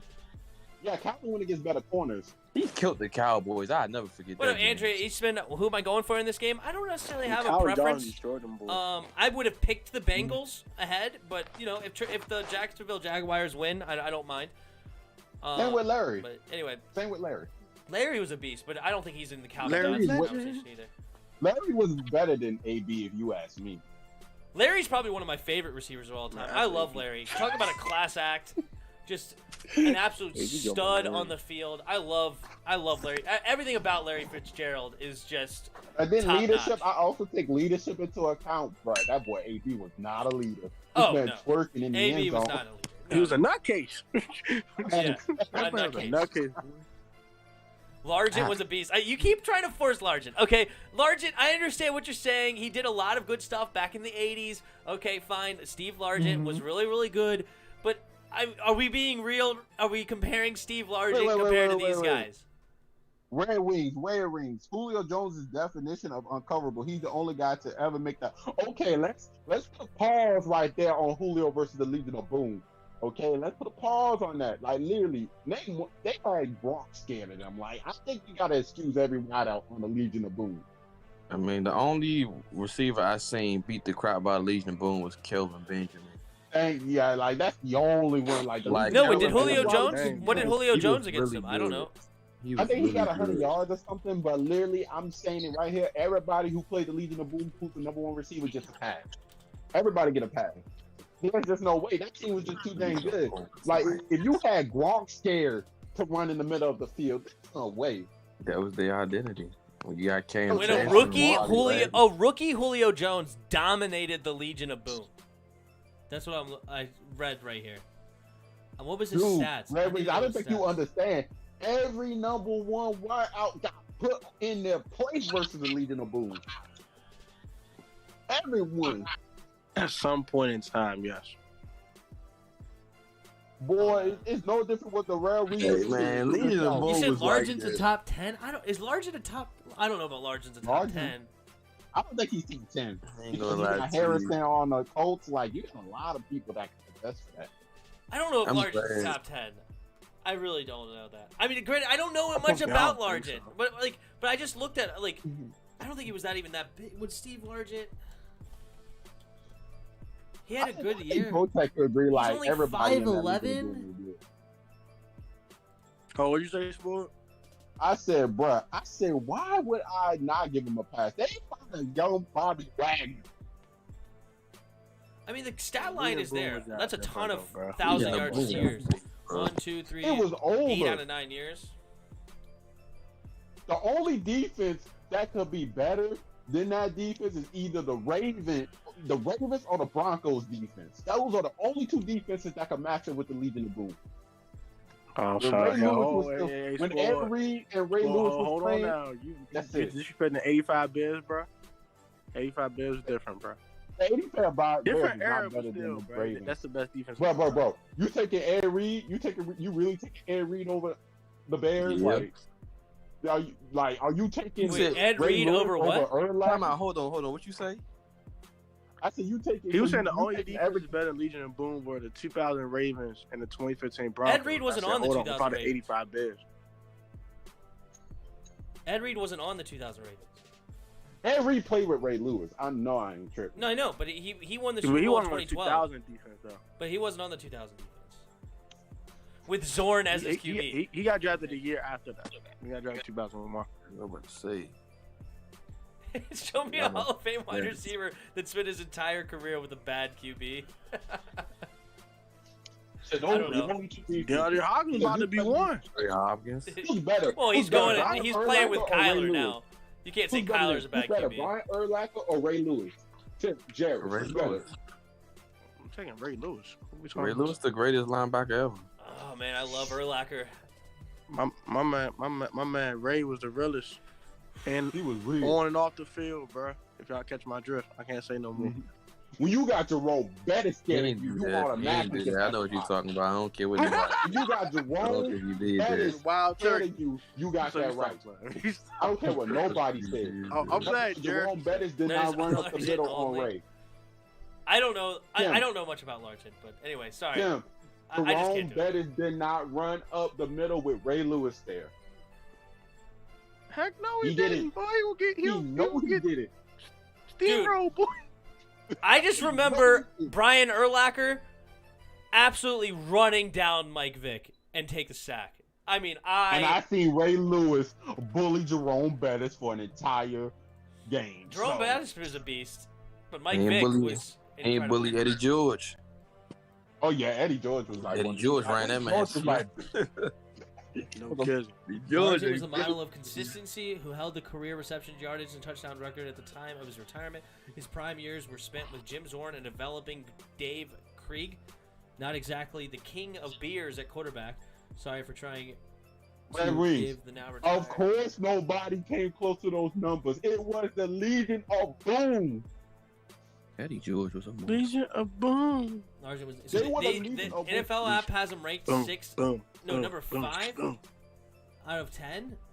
He was the 5th best receiver according to this guy. I don't What do know. y'all feel To bad? me, this is like comparing like the best players of the 70s in the NBA to Yeah, that's LeBron impossible. James or something. Like, Like, yeah, man, we'll compare Bill Russell to LeBron. We with this. What, boy? Shut up. yeah, like Ah! I mean, you Were know, back there with he people did great dunking on each things. other? That's awesome. Like, I'm not taking it away as far as like this Steve Largent. I mean, he had a phenomenal career. There's no doubt about it. I mean, 13,000 yards for receivers, awesome. He had 8 out of 9 years in a row that Yeah. had over 1,000 yards receptions in a Mhm. in a league that didn't throw. Right? Yeah. Like back then, they didn't throw that much. It was just a lot of heavy run sets. Bro. No, bro. Hit her. I mean, this is. A lot of. I mean, to Now, who me, the- this now- right here, like, this is like comparing Wes Welker to, like, I don't know, who was the best at the time? I got the hardest question. Larry Fitzgerald or something. Like, it's like, I got the best question for y'all. Who's on the Mount Rushmore or running back? Barry Sanders, Yup. Eric Dickerson, Emmitt Smith. I don't know about that, but Jim Brown is Emmitt on there. Smith is there. Nobody. Adrian Peterson. Ooh, He should be AP, up there. LT, LT, yeah, that's hard. LaDainian. I know Barry there. I know Edie there. I know Barry and Jim Brown. Those are the two number two. That's 1 and 2. For sure, for sure. 1 and For 2. sure, for Barry sure. and Jim. Eric Dickerson is up there. Eric Dickerson is up there. Eric Dickerson's a monster. Wait, what? Wait, Dickerson gotta be up there. He a dog. He was I a don't dog. know. I love me AP, dude. I gotta go AP. Didn't AP have like a got 2,000 it. yard season? 80 all day. Didn't AP have a AP. 2,000 yard season with Christian Ponder? Yes. Ponder Yes, was that's all what right. ACL said too. Ponder was all right. Don't give me that Now nonsense. here's the question. I They like said Derrick Ponder. Henry I can ain't make gonna lie it to there. you. You think Derrick Henry gonna make it? Nah, For he ain't Mount gonna be on Rushmore? Mount. He ain't gonna be on Mount. Nah, he ain't gonna be on Mount. Oh, he ain't gonna be a mount. I don't know. Nah, I he don't not. know. I don't know about Derrick Henry. I don't know. He gonna be in the Hall of Fame though. But he ain't That would gonna be a Hall of Fame for sure. And LT was a freak of nature, too. That year we had 28 touchdowns and 3 receiving touchdowns, and he threw a touchdown in. He had 32 touchdowns. A running back literally averaged 2 touchdowns a game. I tell you what though. And look I at know those one game person logs gonna in that make it. year. Hold up. Watch these game logs. LaDainian Tomlinson. Hey, he had game 1,800 yards rushing and 28 touchdowns. Yeah. 28 touchdowns, bro. That's ridiculous, bro. Yeah. That's ass. And he caught 3 of them, them. and he threw a touchdown. He had 32 touchdowns. Ain't that nobody year. ever getting that. That's nobody. go. Yeah. That's on. That's Oh, on we're going to get a me. nice return here from number 23, still going, and gets up to about the 31-yard line. And that's where Now- the second half will start. Now Hold this is a big bold question, but Jalen Ramsey would be on Mount Rushmore. Yeah, I believe so. Jalen would be a Mount I believe Rushmore so. corner. I think Jalen might be behind Deion. Personally. Yeah, he might. He might as well be because this man is lethal. How old is Jalen Ramsey? He not even. I don't even think he's in his 27. All right, here we He's go. not Joe even- Burrow starting the second half. In the shotgun, 2 receivers to each side. Takes the snap. Oh, corner blitz coming. Quick throw and incomplete. Not connecting with Jamar Chase. Throwing it a little bit too far outside. And that'll be second down and 10. Was it 2006? Yeah, okay. Ready for these? Like, these were consecutive games for LaDainian Tomlinson. 22 carries, 123 yards. 25 carries, 199 yards. Hold on, I'll come back to this. Hold on. Joe Burrow in the shotgun. 3 receivers bunched to the right. Takes the snap. 4-man rush. Got plenty of time. Going deep. And caught by Jamar Chase right in stride. Great throw. And a big chunk play coming away for Joe Burrow and the first round pick, 5th overall. Jamar Chase, the old college buddies. And this is why they drafted him. That great connection they have. Boom. Don't Big say that, tackle. Sean Moore. Don't say that because Gronk is literally on the top. He's the number 1 Mount Rushmore of tight ends. Well, Tony Gonzalez really is is. definitely in that conversation. Anyway, ready for this? Yeah, 25 carries, 199 yards. 28 carries, or that also 2 touchdowns that game. 28 carries, 103 yards, 3 touchdowns. 28 carries, 178 yards, 2 touchdowns. 19 carries, 109 yards, 2 touchdowns. 20 carries, 105 yards, 3 touchdowns. 22 carries, 104 yards, 4 touchdowns. 18 carries, 172 yards, 3 touchdowns. 25 carries, 183 yards, 2 touchdowns. All in consecutive weeks. Those aren't his best career games of all time. Those games were Wait, literally in consecutive years. Tim, we forgot a running back, bro. Who? Marshawn Lynch. Nah, he ain't in that conversation. He's a beast, but to me, he's not in there. He's a step below these other guys. All right, here we go. Under center, tight end in motion. Let's focus in on this game, boys. Joe Burrow puts Mike Thomas in motion, takes the snap, play action, and he throws it to the tight end, caught with plenty of room, and he makes the guy miss, and he's going to get is that touchdown? Boom! And the Bengals finally get on the board. C.J. Usoma, touchdown Bengals. Done yet? And they're not dead yet. Of course, I'm already down. Wait, I saw something I didn't like. Who scored the Hold first up. touchdown? James Robinson. Fudge. I got that answer wrong. Who'd you pick? Nah, I'm on doing this little Fox Sports bet for money, so I basically lost already. I know, but I was curious who you picked to score. No, I picked no other, or like just another person or something. Oh, you literally picked anybody other than James Robinson? I just picked the field, basically. Not the field, but I just picked. I didn't pick anybody. Oh, so they gave you like 4 options and you picked It was gonna nobody? be somebody like Uzdomo, whatever. Yeah. Because he wasn't on there, so. Elway wasn't on your list. Elway was a monster. Wait. Gates and Gronk and Sharp. I see the only tight end that sucks that didn't make that much. Like Jimmy Grant could have made it if he would have just stayed on. That's criminal. Elway was great.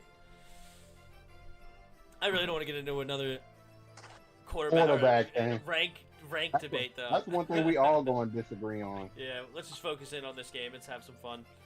But the Bengals, man, they're not dead yet. Joe Burrow finally answers with a touchdown of his own. The 2 number 1 overall picks duking it out right now. Burrow, 10 for 15, 161s and a touchdown.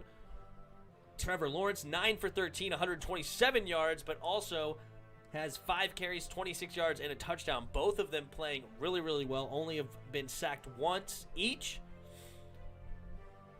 Wait, Deion was in Washington? Yep. Yeah, Deion played for Washington for a year. We paid everybody outside of their prime, we paid them big money. We brought him in after his prime. Like Mark Sanchez? He was never in a prime.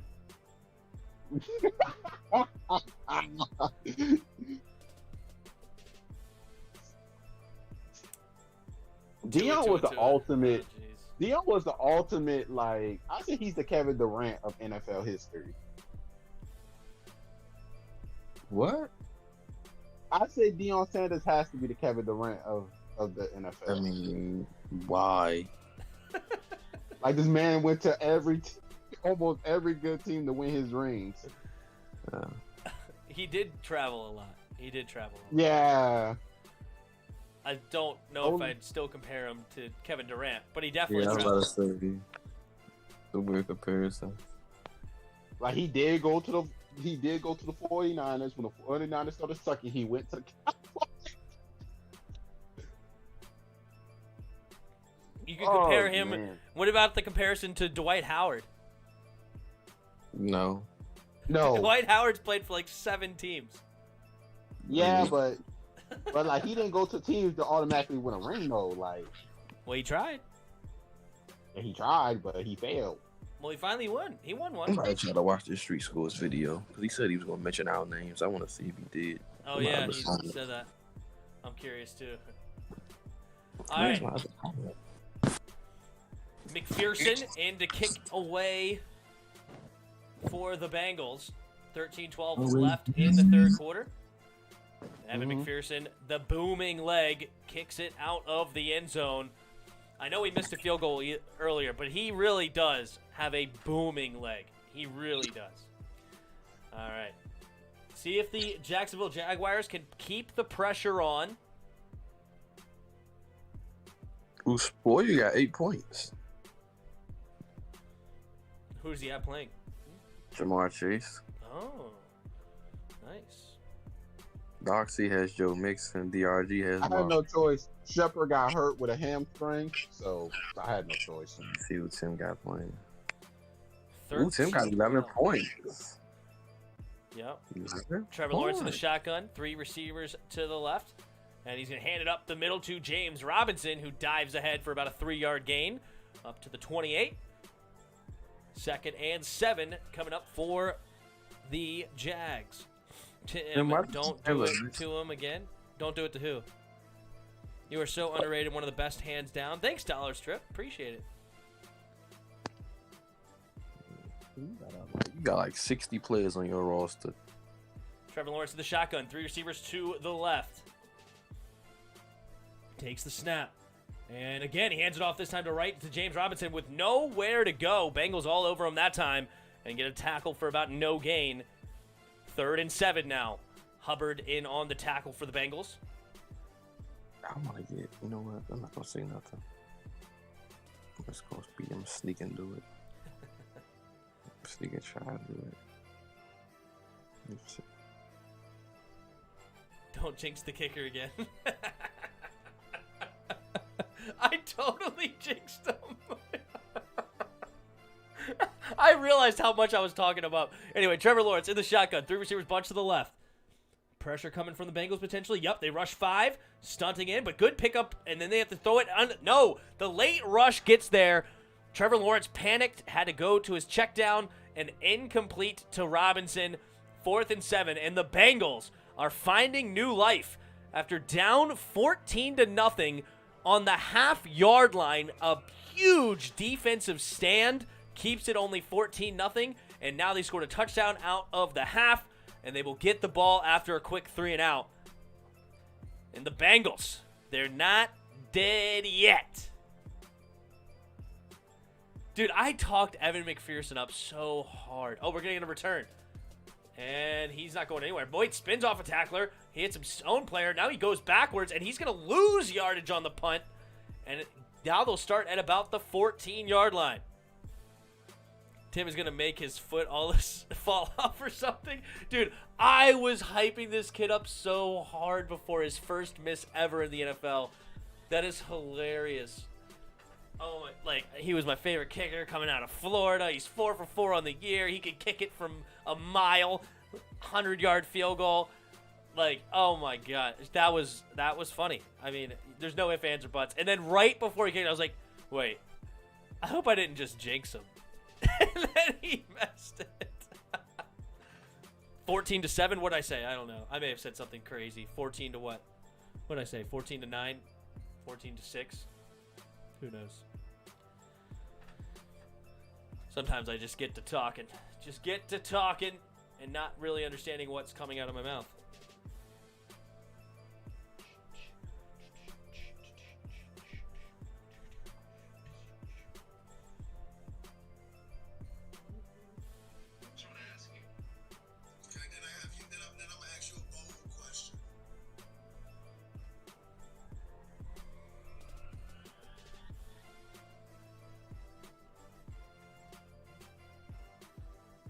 Shout out to the DMV Sports Zone. They hit their 1K today. Puts out good content over there. If you haven't heard of them, they're a good Washington football team YouTuber. Has a lot of good interviews with a lot of interesting people. They could do good stuff over there at the DMV Sports Zone. And he hit his 1K today. Go over there and hit the like on his... He's streaming right now. Go over there, hit the like button, and leave a comment saying congrats.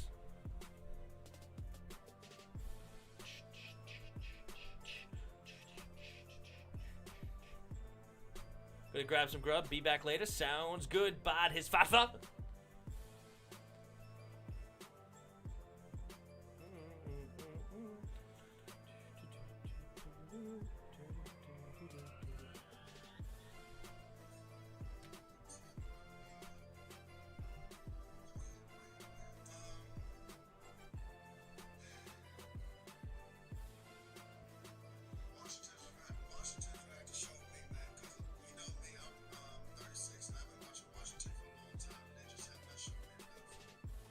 That dude's 36? Holy crap.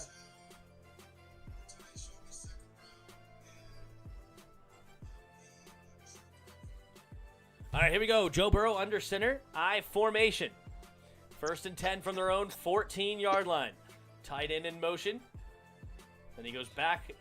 Tight end's playing fullback right now.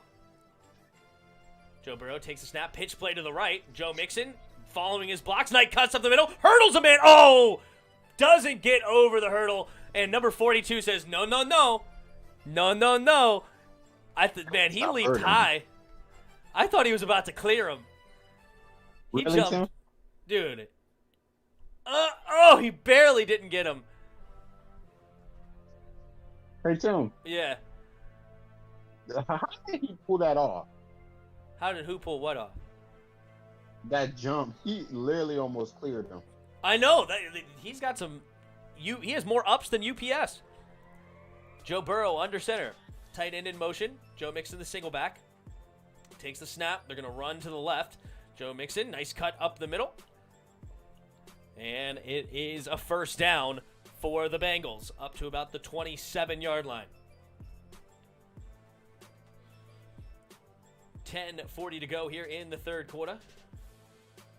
Bengals down 7, but have the ball.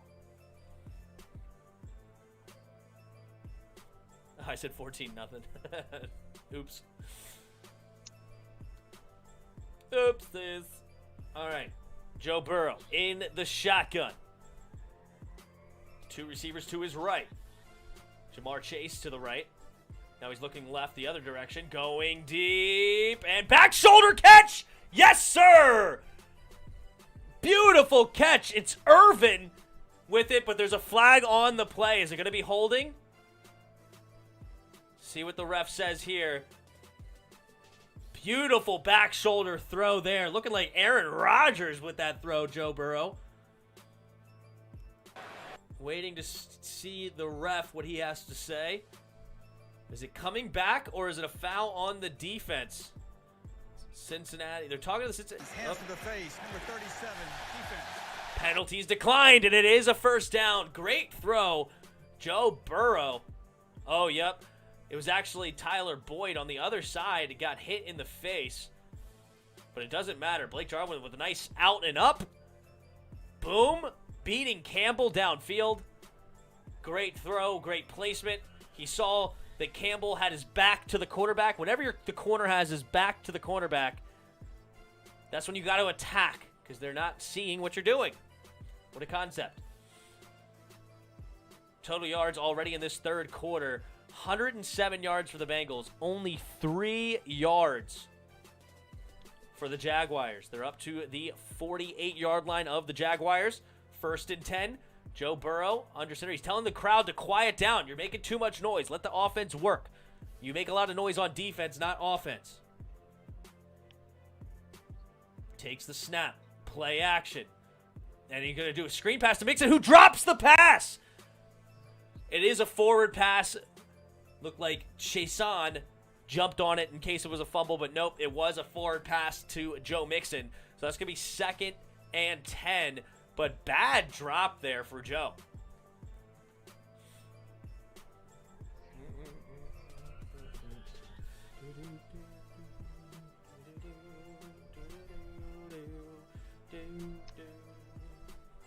.9:45 to go in the third.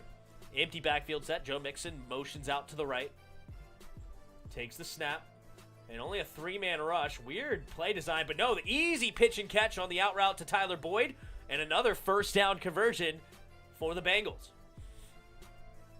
Moving the ball quite nicely in this second half. They're well over 100 yards only within 6 minutes of the start of this quarter. So great plays. Joe Burrow looking like a stud. 9:25 to go. Clock's running. Again, Joe Burrow going under center. Mixing the single back. 3 tight end set. And we're going to get a timeout for the Bengals. Weird time for a timeout. I'm not sure what they saw or what happened. But they had 8 seconds on the play clock, so it wasn't like the clock was going down. But they didn't like what happened, so okay, weird. I don't know what happened. Yo, I sent a picture of me meeting AP in the general. I did see that. I'll put it up here. General. Whoop, whoop, whoop. Very cool. There's AP. One of the best to ever do it. This looks like a sports shop. What was he doing? Like a autograph signing or something like that? That's pretty cool.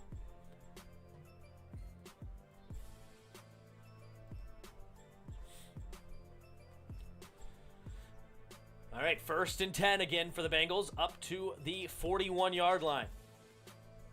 Sample goes in motion.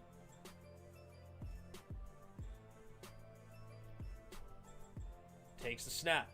Handing it off to the right is Joe Mixon. Nice cut up the middle. Another bouncing in the middle. And still going. Bouncing off tacklers.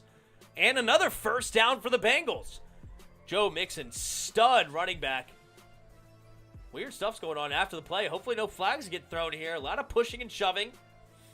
Trying to get organized. Looked like Joe Mixon fell again after the play, like somebody pulled him down. Really weird. We ought to re-sign AP. AP, man, he's a GOAT. He's one of the best, but he's old, man. Like, I know he wants to be like Frank Gore and play forever, but let's be real. All right, let's just calm it down. Let's just keep riding with the young buck, Antonio Gibson. All right, here we go. Takes the snap, handing it off to the right side. Now again, Joe Mixon dives forward for about a 5-6 yard gain, depending on the spot. Why does he want to play some linebacker? Who is he? I don't know. Oh, yeah. Does AP want to play some linebacker?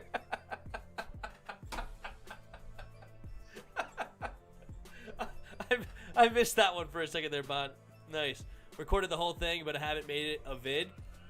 Oh, actually, it was an interview with Morgan Moses and Ricky Irvin's there, too. Oh, okay. Sweet. All right, empty backfield set. 3 tight ends, though. Interesting formation here. Joe Mixon's going to get motioned back. Nope, he's going to go back to the outside. 1 second on the play clock. Calls hike. Here comes the blitz. Quick throw to Jamar Chase. Jamar Chase spins off a tackler, but gets hit on the second one. Good job avoiding the first tackle, but unfortunately, Campbell there to clean it up. Unfortunately for Jamar Chase it is, but Campbell, nice play. 3rd and 4 now for the Jaguars. Recorded the whole thing. Nice. Do you post on your channel, Redskins Fan 10? I didn't know that. Joe Burrow, 3 receivers to the right. Oh, he let him hold a Super Bowl ring. Oh, that's awesome. 3rd and 4. 6 seconds on the play clock. 5, 4, 3. Takes the snap. 4-man rush. Steps into the pocket. Throws it over the middle. Got his man, Tyler Boyd. Inside the 10. 1st and goal from the 8.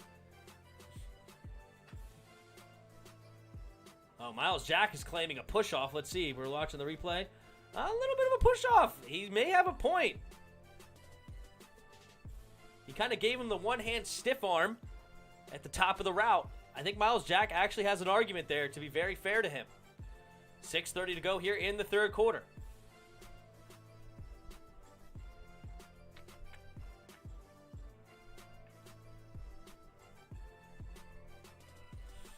Three tight end set again. Joe Mixon, the single back. Takes the snap. They're going to hand it off to the left side. Left Joe Mixon trying to cut it back in. Can he get to the end zone? He's fighting forward. He's at the half-yard line. I don't think he got it. He's going to get tackled at the half-yard line. Spain, one of the offensive linemen, went up to the ref. Hey, you got to be careful with that. I don't know what he said, but he looked like he was angry. Joe Mixon, man, he did not want to go down. He is close to this first touchdown. Oh, my goodness. He's at like the 2-inch line. Literally, he is right there, but it did not quite cross the plane. But it's going to be 2nd and goal from literally 2 inches outside, depending on the spot. But the correct spot would be 2 inches away. All right, they mark it about half-yard away. Joe Burrow is going to run it right up the middle. Does he get there? Yes! They say touchdown, Bengals. I don't know how that line judge saw anything. There's no way he saw the touchdown. I mean, literally, it's impossible for him to see that touchdown. He had no angle on that play. But once it's called touchdown, and those scrums there's really no way to confirm that he scored or not. But they say he did. Let's take a look at the replay. Can we see anything? Goes in, goes in, goes in, goes in, goes in. I don't think he got it. Hold up. I don't even think his helmet crosses. All right, his helmet. Nope. Where's his helmet? I don't think he got it. That angle, you can't see it well, but the other angle, first of all, the goal line judge that called that a touchdown, no way he saw it. It's impossible to see it.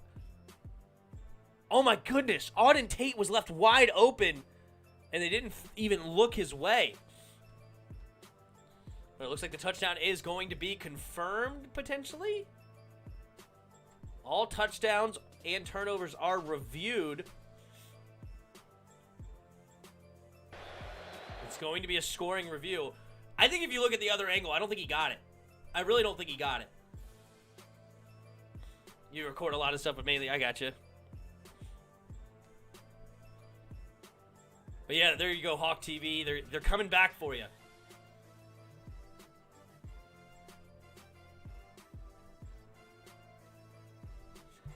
Making the comeback. Going deep.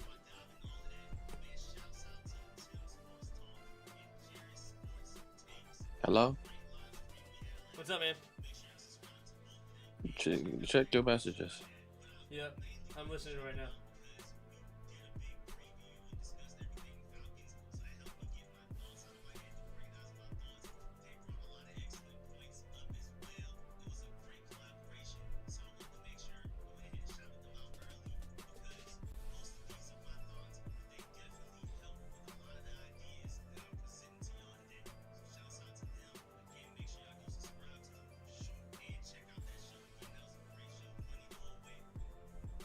That's awesome. What's up, man?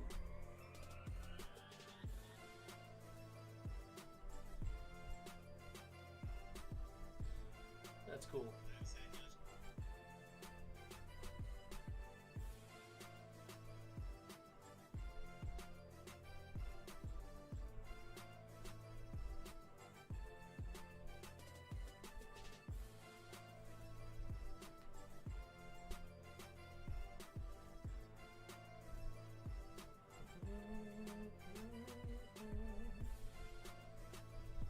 Got at least one new subscriber from it. Hi, Boobas. You wanna say hi? You wanna say hi? Hello? What's up, Chris? Look at the video. I did. That's awesome. Told you. So I was right. Dude, reach out to him? Yeah, it was great. It was a good one. Wasn't it, Boobas? When people collab with us, they have a great time and they want to come back and do it again. Exactly. Hi.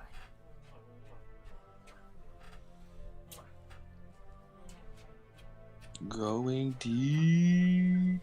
I gotta put that on the shirt before you get to it. That sounds good, man. See, I came up with this. Look what I came up with. Look at it. I came up with this. Oh, that's Oh, did they not score the touchdown? Did they take it away? Michael Phelps look old. I didn't think he got it. They do overturn the touchdown. Call reversed. To me, I don't know how that one guy put his hands up for the touchdown. He couldn't see anything from his angle. The other guy on the other side didn't call it, and he's the one that had the angle. I don't know why they even accepted what he saw as a touchdown. But, all right. So it's going to be, again, at about the half-yard line. Hand it off to Joe Mixon, man. I'm going against, or I have Joe Mixon in one of my leagues. I need Joe Mixon to get a touchdown here. Come on. Let me see where my other phone is. Don't mess around here. Come on. Come on. 3rd and goal. From the half-yard line. Are we going to see a second goal line stand? The first one came from Jacksonville. No, Jacksonville failed. Bengals got the stop. Well, I don't need Joe Mixon to get no touchdown. Certified slick got him.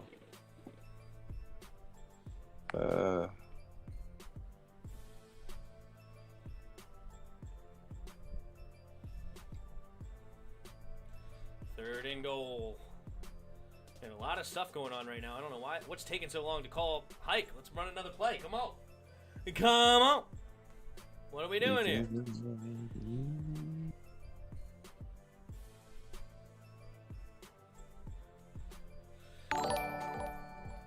All right.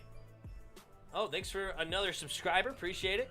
Joe Burrow in the shotgun takes the snap, handing it off to Joe Mixon. Joe Mixon dives into the end zone. Touchdown, Bengals. And just like that, we got a tie game pending the extra point. Sean Brown subscribed a few seconds ago. Thank you so much for the subscription, Sean Brown. Nice. John Bates.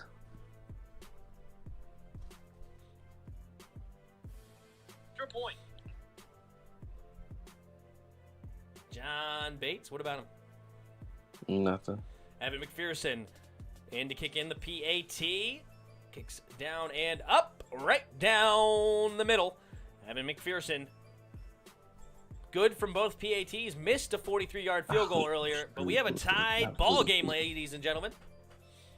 Just go through. I'll be the happiest man on earth. What's that? A trade? Let's see the trade go through. If it's real at all. Of course, they're probably going to ask Ron tomorrow about it. They're probably going to deny it, of course.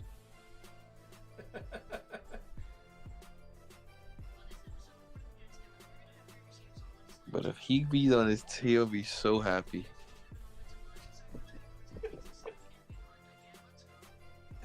You gonna be so mad. Dude, I just got that. You remember that kid I showed you that just absolutely destroyed the Jets? Yeah. Yeah, he made another video of the Jets, and they ran bunch formation on the right side, and all three of the bunch ran a slant. They're literally like running in a line, like a single file line slant. Like the easiest cover. Like one guy could cover all three of these dudes because they're running the exact same route in the exact same time. And then Zach Wilson gets sacked because nobody's open. But the kid goes, yep, we're running 3 slants at the exact same time, but unfortunately we don't have Michael Thomas, so that doesn't work. That's funny.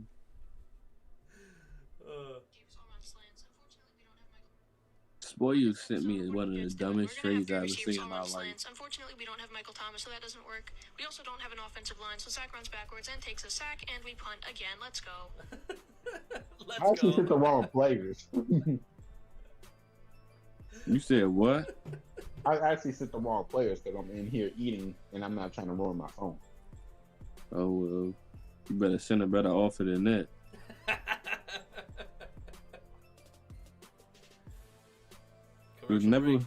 Whenever somebody disrespect me with their offer, I send them a disrespectful message, disrespectful offer back. Yeah.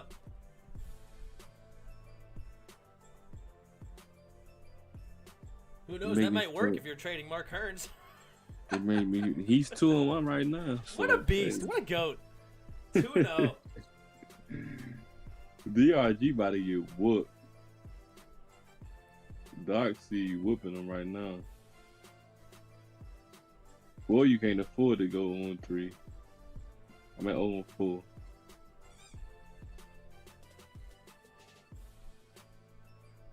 Boy, you need to give me a Derrick Henry. That's what you need to give me. You know, let me see if I can go try a slide. All right, McPherson in to kick it away again. 14-14. And we're going to get a return again out of the end zone. And he's going to get right past the 20 and... Oh, fumble! But it goes out of bounds. So no damage. But, man, he barely gets maybe to the 25, depending on where they mark it. I think he actually fumbled at around the 22. So, again, a bad decision to take it out. That's 2 plays this year, or this game, where returners took it way out of the back of the end zone and did not get anything going. Great. George Kittle was one of the best trades I could have ever made. Yeah, that was a good one. I like George. Trevor Lawrence under center, 2 tight end set, 2 receivers over outside to the left. James Robinson the back in the backfield. Takes the snap. Quick throw over to LaVisca. Screen pass. Can he get to the outside? No. Wilson there to tackle him after about a 3-yard gain. That Wilson is a pretty decent linebacker, isn't he? Yeah. What's his name? What's his first name? Wilson? I think it's Logan. Logan Wilson? Or Luke, something like that. 2nd year. It is Logan Wilson. You're right. Luke Wilson was the old tight. Well, he may actually still be a tight end for the Seahawks. I don't know where he is now. He was a tight end for the Seahawks. But Logan Wilson, all right, interesting. 6'2", 241. All right, here we go. Trevor Lawrence in the shotgun. 3 receivers to the right. Play action. Now he's going to roll to his right. Nope, he has to come back in. He's contained, but he's going deep. And the receiver caught it, but was he in bounds? Yes, they're saying he was. First down. Agnew comes down with the catch. Let's take a look. 1, and the toe grab. Yes. What a catch. Agnew toe grabbed in bounds, and that's a first down, Jacksonville. Agnew is money. You ain't lying, Red Wings. Takes the snap. Trevor Lawrence keeps it, running, and slides, and he's going to get hit. That's a flag. Uh-oh. Eli Apple hitting Trevor Lawrence after he hit the ground, but Cam Robinson is ticked. He is getting in his face. Don't get another penalty to cancel out the penalties, doofus. If you get a taunting or an unsportsmanlike conduct penalty, all that extra yardage your quarterback just got for taking the hit is negated. I don't think taunting is a stupid rule or whatever. Yeah, in a lot of ways. In some ways, it's a good rule, but they call it too. I just disagree. I just think it's period. Because it's football, man. I like to see guys in each other's faces. I like to see that stuff. Yeah, but then you have it like get out of hand where it's like, you want to stop. The point is they want to nip it in the butt before what's his name? Was it Odell Beckham that just helmet to helmet Josh Norman out of nowhere? That was years ago. Well, they want to stop that before it gets to that point. That's the whole point. No, and now you like listening to Ron. Then that's what you sound like. I just understand it, but I understand your point too. I understand both sides. Yeah, you sound so And they're gonna soft fake right it now, again. bro. Uh-oh, Trevor Lawrence is gonna lose his own footing, but a flag on the play. Let's take a look. Is this gonna be coming back? 2nd and 2. He lost yardage. It's gonna be 3rd and 3 now, pending the flag. Trevor Lawrence There's is no going to be a foul for superstar. offensive holding. It's 3rd down. Nope, Whenever there's no you foul do for that. offensive holding, so we're gonna get 3rd and 3 here.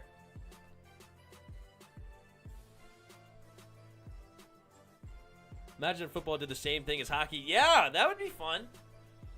You just throw it down real quick, let them duke it out and call it. But the whole reason that would be a sight. Yeah, the whole reason that they allow it in hockey is because you can't really get a good fight going. And as soon as it goes to the ground, they stop it. But I do understand, like, hey, you know what? Let the grown men fight. Why not? 3 receivers to the left. Trevor Lawrence in the shotgun. Takes the snap. Pumping, throws it outside, and incomplete. Good coverage there by, is that Milton? And that's going to be 4th and 2. Let's see if the Jaguars decide to go for it. They are in Bengals territory, but not quite in field goal range. Tavon Austin, the intended target. Is that Hilton that was trying to make the play there? Didn't Tavon Austin get drafted to the Jaguars? No, he got drafted by the Rams. He was actually one of the draft picks in that trade for RG3, I think. Didn't they draft Geno Smith or something like that? Geno Smith, I don't remember where Geno Smith went, to be honest. Trevor Lawrence in the shotgun. 2 receivers to each side. Takes the snap on 4th and 2. Trying to go for a quick out route. Laviska Shenault caught and 1st down. Good throw and catch by the Jaguars, and they keep the chains moving. League is soft nowadays for sure. I mean, it's just true.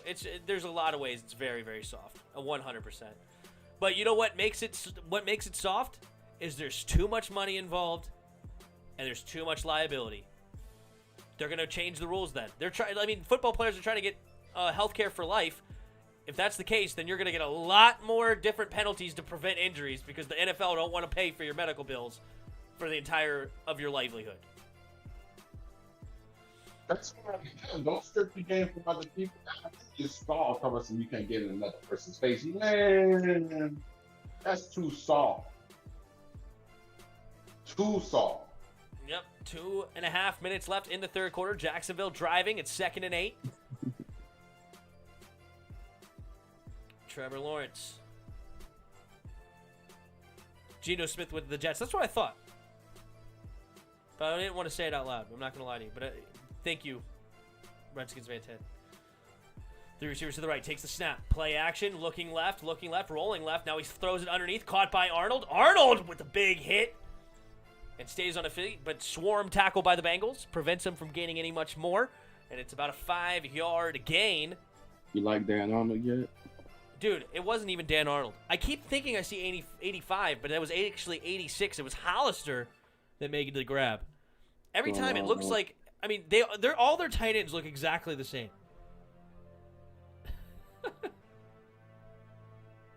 Isn't Hollister from the Seahawks? Yep. I told you he was terrible. 3 receivers to the right. Trevor Lawrence changing the play at the line. 6 seconds on the play clock. 3rd and 3. Takes the snap. Throwing to the right. Has a man. Laviska Shenault catches it. And he spins around the tackler and gets free. And he's inside the 10, knocked out of bounds. And it's going to be 1st and goal. Shenault had an opportunity to just go right out of bounds, but no, he spins back inside, fools the corner. The corner was not expecting it, and gets an extra 10, 12 yards out of it. He's a good slot corner. I necessarily wouldn't want him outside, but he'd be a great slot corner. They get 2 better receivers. Who's that? Shenault. Oh, you mean slot receiver? Yeah. You said slot corner, but no, I get you what you're saying, yeah. Yeah, he is not a number 1, I agree. He's kind of like a Curtis Samuel, do-it-all kind of guy. I wouldn't go that far. 3 receivers bunch to the left, takes the snap. Lawrence, pump fakes, throws it quickly to James Robinson, and he gets tackled for a loss. 2nd and goal now from about the 7. All their tight ends look exactly the same. Yeah, it's a lot more than just their race.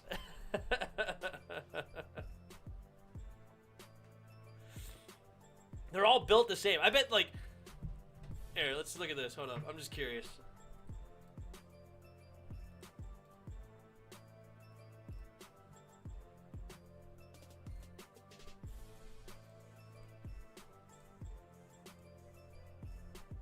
Logan Wilson. No, this is the linebacker. Hold up. Jacob Hollister, 6'4", 239. Dan Arnold, 6'6", 220.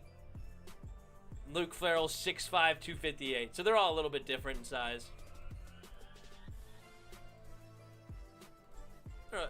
Technically speaking, but they're basically all tall, stocky, strong white dudes. No, it's Lookist. No, it's Lookist. I like that. It's Lookist.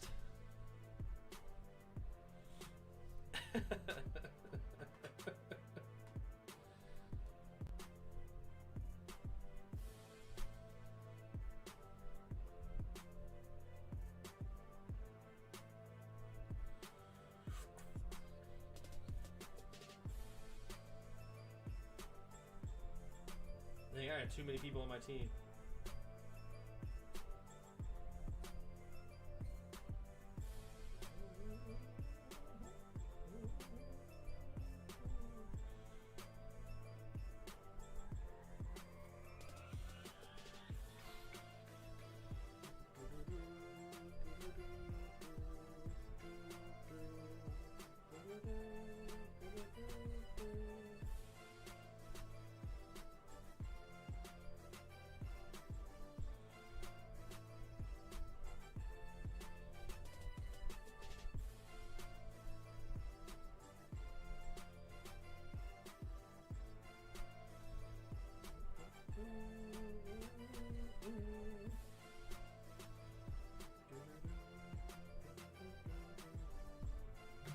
You know, I'm playing Madden 20 because, yep, I get you.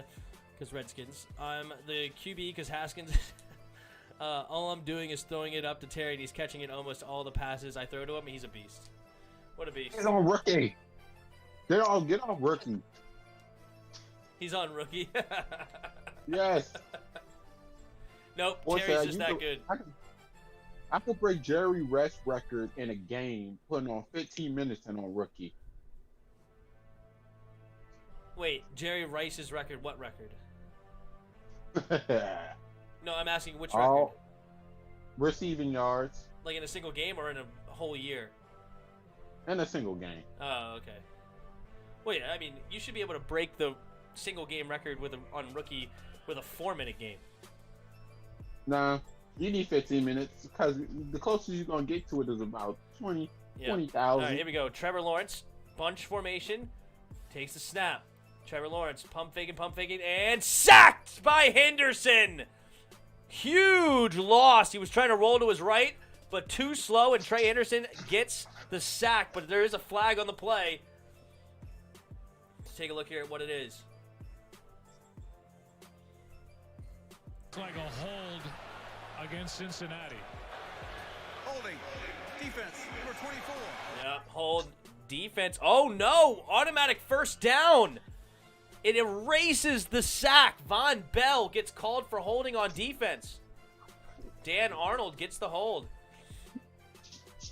Draws it.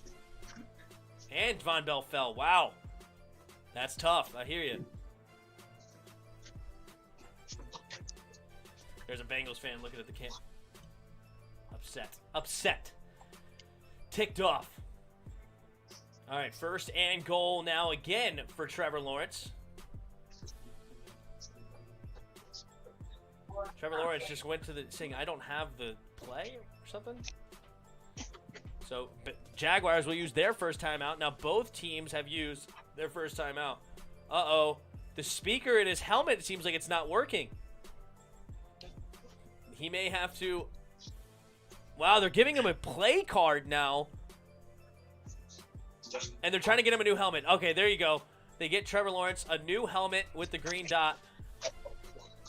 He's saying he can't hear. So after that sack, Trey Henderson literally knocked the hearing out of it. All right, Trevor Lawrence under center. Man in motion, takes the snap, and they're going to hand it off to James Robinson. Robinson bouncing it outside, reaching for the end zone. Do they call it? No, they say he's short. I don't know. We got to take a look at that one. He looked like he reached there at the end, but I don't know. Let's take a look.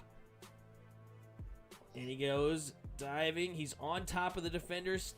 That's a touchdown. Bad call. They throw the challenge flag, Urban Meyer. Throw the challenge flag. That's a touchdown. Touchdown, Jacksonville. See if they throw the challenge flag, because that's clearly, he's about 5 inches off the ground. He's not even close to his knee being down. Are they not going to call the challenge? Oh, they are. Okay. Everybody's cheering, giving him some high fives, giving him some love. And James Robinson looking to get his 2nd touchdown of the evening. Yes, they did throw the challenge flag, and that is going to be a touchdown. No questions asked. Von Bell got ran over there by James Robinson, and he gets the touchdown. And Jacksonville will take the lead 20-14, pending an extra point. I'll be right back.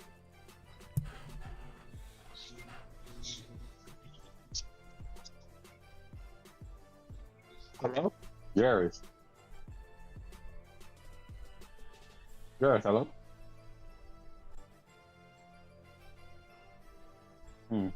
Yep, Jairus is gone.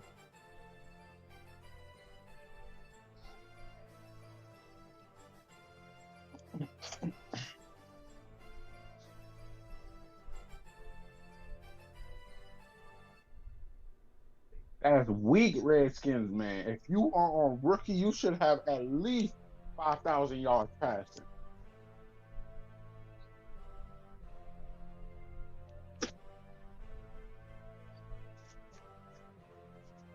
You can do better.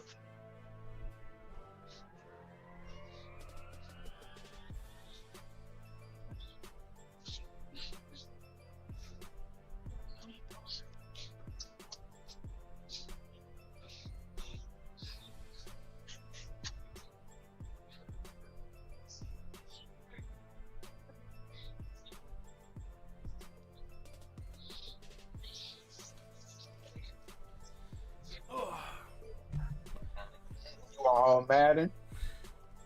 He said he's not on rookie, but he didn't say. Oh, he does play on all Madden. Look at that.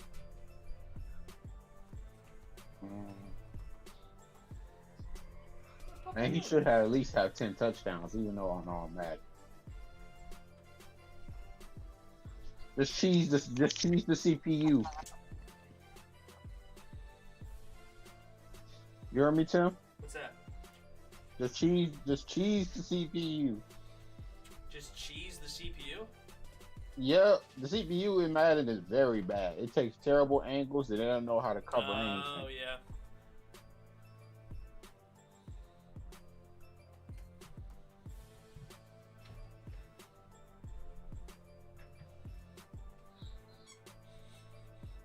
All right, they do count it. So it's 2014. PAT coming alive here. Snap, hold, and kick is up. And it's good. And it's 21-14 Jacksonville. 0-3, looking to get their first win. Are up 7 points with 14:27 to go in the fourth quarter. I haven't played on rookies in the first few days I got Madden. True. Dude, I'm telling you, you playing one of the worst Maddens to ever exist. Play style in that game is awful. Stretch. Wildcat. Dive. Oh my God. If you didn't have no run defense, you basically lost. James Robinson already has 18 points. Let's go. Unfortunately, I didn't. You know I lost the Super Bowl in Madden? You know I lost the Super Bowl online in Madden to a guy who ran 50 rush attempts for 600 yards. What's worse is he broke 3 tackles for a 99-yard touchdown, but I quit. Big Ben went 31 of 52, 427 yards, 4 touchdowns. Jeez Louise. 0 interceptions. Oh my God. Big Ben the GOAT in Madden. All right, kicking it away, and this one's going to be a touchback.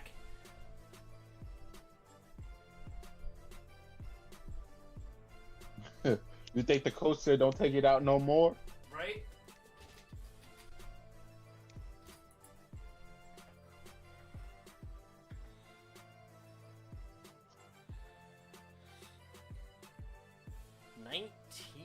Viewers, thank you all for being here. If you don't mind hitting that like button, if you're new, hit the sub button.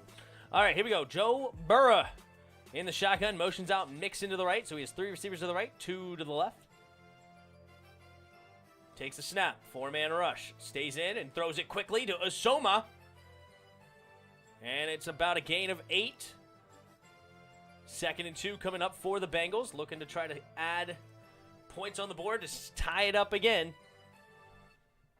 Still plenty of time. 14:07 to go here in the fourth quarter. C.J. Beathard's the backup quarterback for the Jacksonville Jaguars. I didn't know that. All right, under center is Joe Mixon. 3 tight end set here. Not Joe Mixon, seriously. Joe Burrow. Joe Mixon's the back of the backfield. Takes the snap, handing it off to the left. And he finds a crease, and he gets the first down. Nice gain of about 4 yards on 2nd and 2. And they will move the chains again. Cincinnati's looked really good in this second half. I believe they've had 2 drives and 2 touchdowns. Yep, into half, touchdown. So let's see if they continue that trend here in the fourth quarter.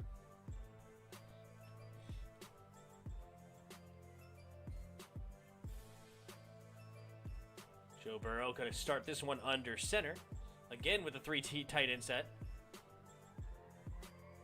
Sample goes in motion.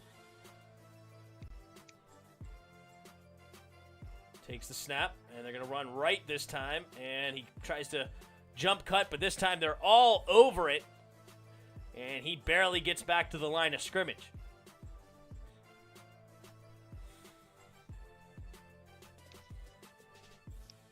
This single back set really worked for the Bengals. Right.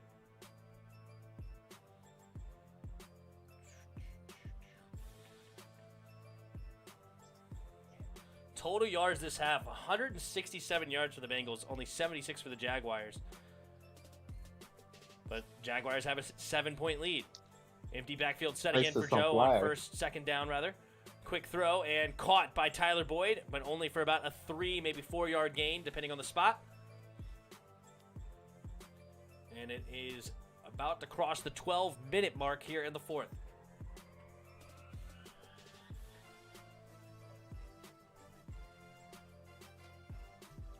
Oh, they're hurrying up to the line. 3rd and 6. They're trying to get him off guard. Burrow in the shotgun. Takes the snap. 5-man rush. Good pickup. Blitz pickup. And it's a first down. Tyler Boyd makes the grab. And the Bengals looking phenomenal in this second half.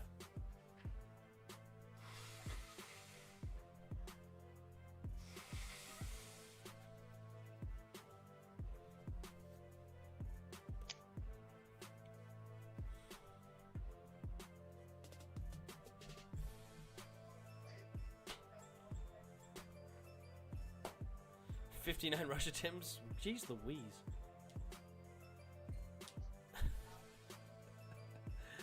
Joe Burrow, under center, takes the snap. Handing it off to left side. Joe Mixon is going to get maybe a half yard on the play. Not happy about how he got tackled. It looked like he got kind of choked up there. Uh-oh. What happened to Tyler Boyd? Tyler Boyd was slow to get up.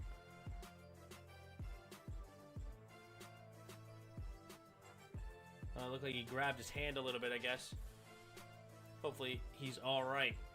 Grabbing his forearm. Still on the sideline, but looks okay. Not getting looked at or anything. Joe Burrow in the shotgun. 3 receivers to the right. Empty backfield. I don't see Jamar Chase on the field. No, there he is. He was in the slot. Excuse me. And he caught it. As soon as I said I didn't see him, he was like, hey, I'm right here. Let me get this catch. And another first down Bengals. They are moving it phenomenally in this second half. I mean, good grief. If they score here, that's 3 touchdown drives in a row. Yeah, Tyler Boyd right now, 7 catches, 99 yards. Jamar Chase, 5 catches, 70 yards.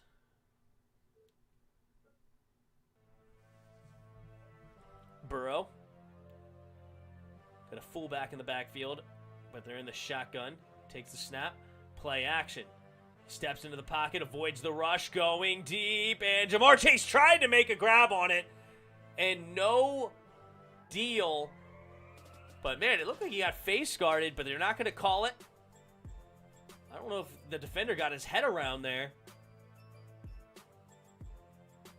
Not the best throw. Yeah, I mean, there was no...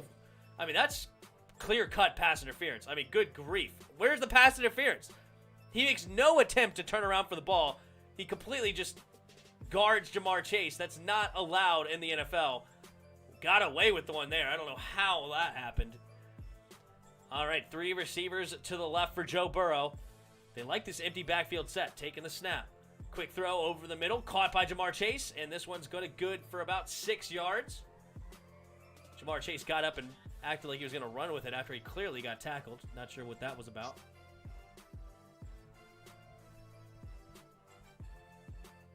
Just realized this is a rematch of the national championship game. LSU versus Clemson, Trevor Lawrence versus Joe Burrow. Yeah, fair enough. No, wait, he wasn't in that game. It was Ohio State that went to that game. Clemson got beat by Ohio State. It wasn't LSU versus Clemson. Joe Burrow, pump faking. Now he's rolling to his left. Joe Burrow, and caught by Usoma. And Usoma is going to get his 2nd touchdown of the day, but there's a flag on the play. What is the flag going to be? Are they going to negate this touchdown? Or is it going to be a penalty declined here?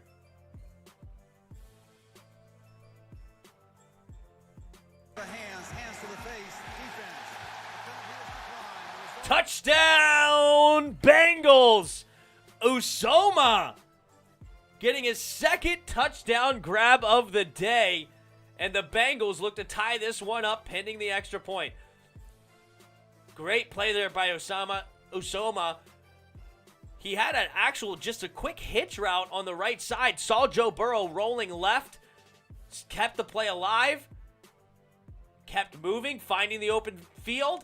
And makes the touchdown grab. What a day. That's 3 straight touchdown drives for the Bengals. Let's see if the Jacksonville Jaguars can answer again. Here again, goes the rookie kicker again. This one's kicked and barely sneaks through. He kicked that one to the left as well. That's how he missed that one. But here we go. It's 21-21.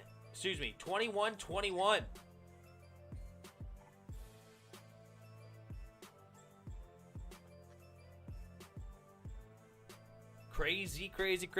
2020 National Championship was LSU versus Clemson. Are you sure?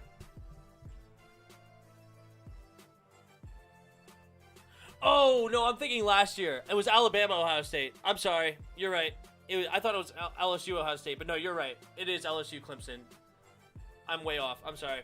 I was a year off. I was thinking I'm thinking about last year when it was Clemson versus Ohio State. Ohio State destroyed them with Justin Fields. Then Justin Fields went to play Alabama, and Alabama took care of business. I'm sorry. I'm a year you're behind all of that.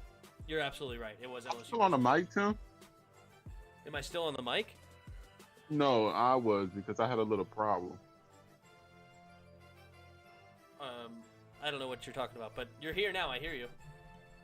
Oh, yeah, I was having a problem. I couldn't hear nobody.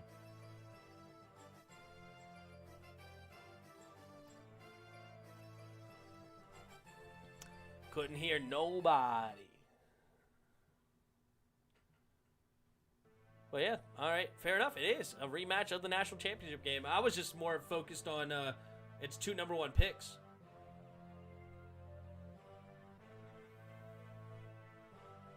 I think that was the year Tua got hurt. Because, yeah, they lost. Alabama lost to LSU, and then Alabama actually didn't even go to the playoffs for the first time, like, ever.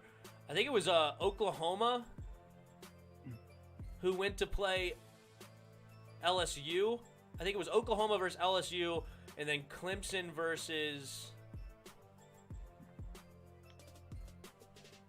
Ohio State, I think.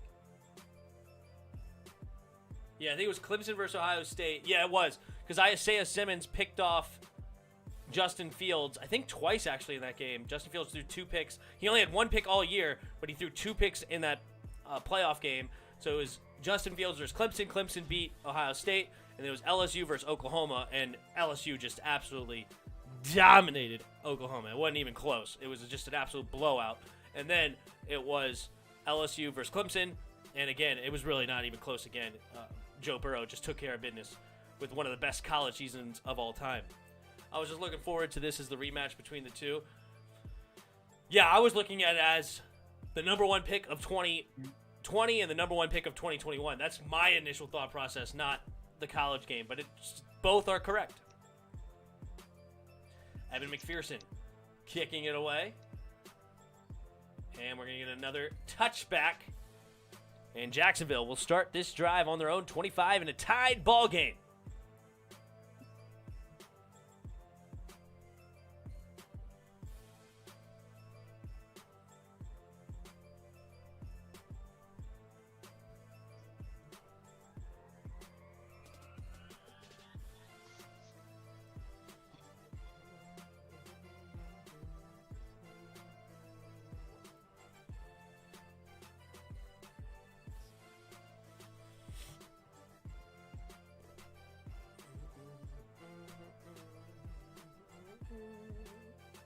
All right, Trevor Lawrence in the shotgun. Man goes in motion, takes a snap, play action, and caught. So I believe it's Marvin Jones Jr. getting a catch. He hasn't gotten much work tonight. I don't feel it. That's his 3rd catch for 24 yards. But the more important thing is who is more correct. More correct. I don't know in this situation there's a more correct, because technically speaking, you know what? Actually, I'm more correct. You know what? I'm more correct. Why? Because technically this is not a rematch because it's not LSU versus Clemson. Not a rematch. But it is the 2 number 1 picks going at it. All right, handoff to the running back, James Robinson, and nowhere to go. Gets eaten up by Wilson and Hill. Is that Tristan Hill? No, it's BJ Hill. BJ Hill. BJ.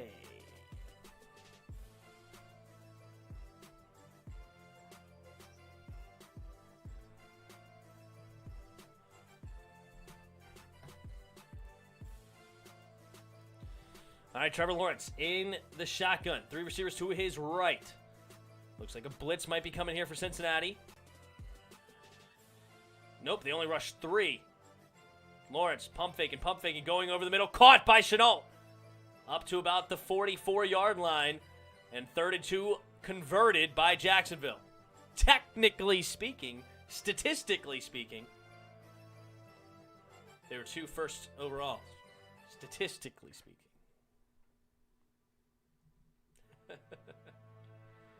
Actually, I think he caught it at the 45. No, they marked it at the 44. All right, Trevor Lawrence. 3 receivers to his right, 1st and 10. Takes the snap, handing it off, and they do hand it off to James Robinson. Robinson dives forward for about a 4-yard gain. 2nd and 6 coming up. Sounds like a nice place to visit.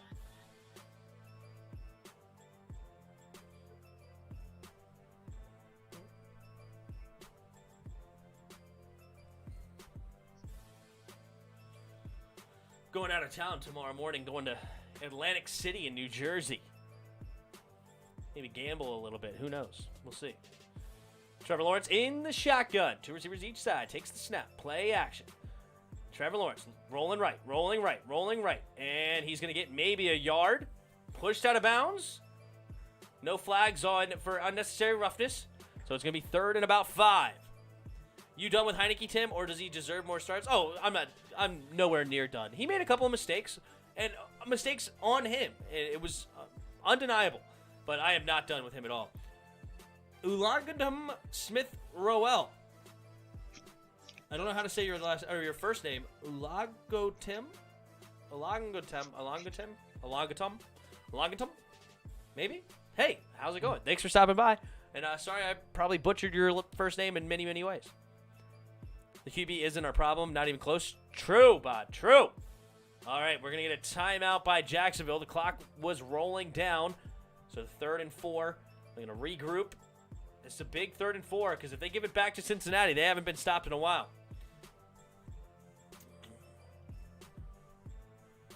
Can you phonetically spell how your name is said, Ulagotum?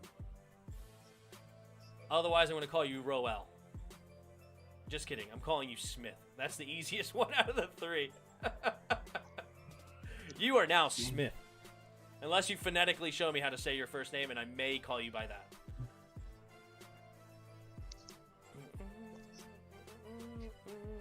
Tim don't call me by my name. He probably forgot it. Let me think about it. I've definitely forgotten it off the top of my head, but is it... You know what? For some reason, like the only thing coming to my head is like Jeremiah or something. 3 receivers to the left.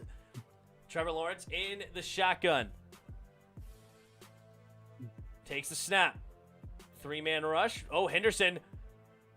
And he's having to roll around. Oh, nobody held him somehow. Trevor Lawrence going deep and nobody in the area, but he's outside the box. It doesn't matter. And that's going to be 4th down. Jacksonville will punt it away. Ulangotum? You're saying, is your guess? I have no clue. I was going with more of a long, but I have no idea. No, you didn't. I just made a fake name off the top of my head. Thank you so much. Oh, okay, cool.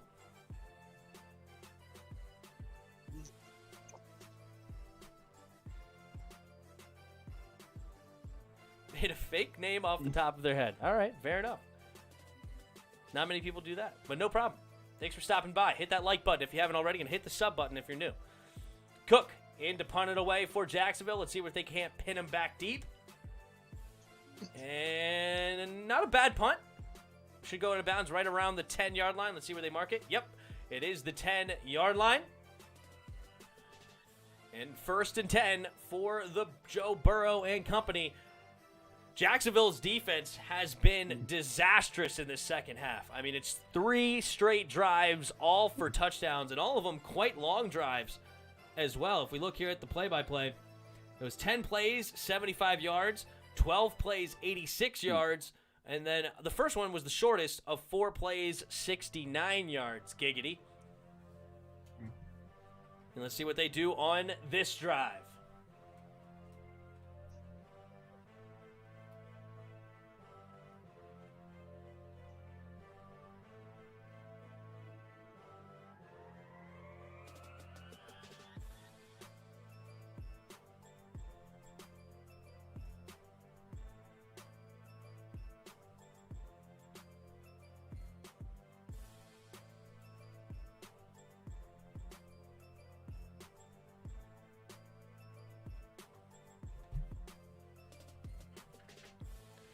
Can I use it for my video, by the way? I can stay.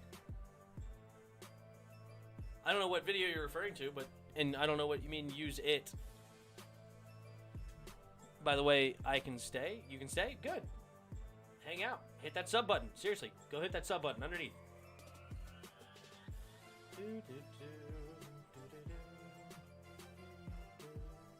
This game is crazy. I mean, we had a 14-0 lead with Jacksonville on the half-yard line, and they couldn't punch it in. Jacksonville fans are going to be so upset after that. Well, if they can get a 5-minute drive and end this dang thing, that's true. They could just end it. Just drive down and kick a field goal to win it. Evan McPherson's already missed a field goal because he sucks. He's terrible. He's the worst kicker ever.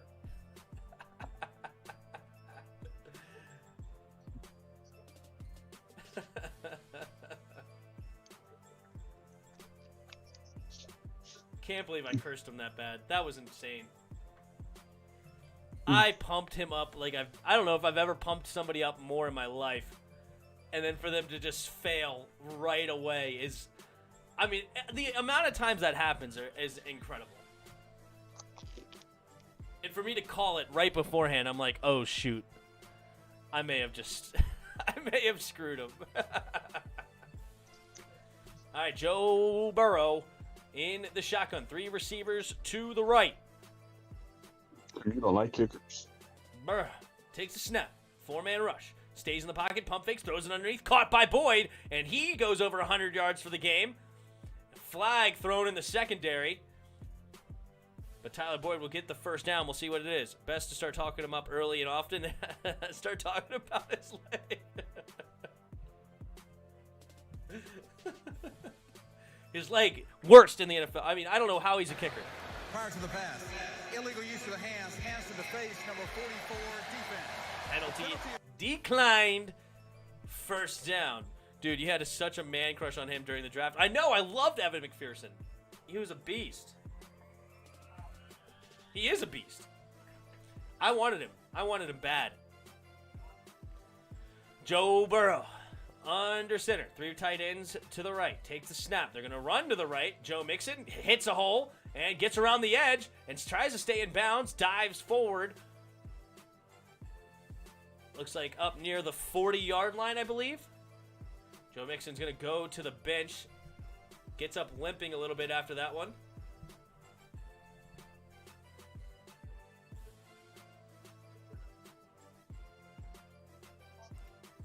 One time I had a Make-A-Wish at Bengals Stadium, a.k.a. Paul Brown. I met Joe and head chick once in a lifetime, September 1st, 2011. Cool.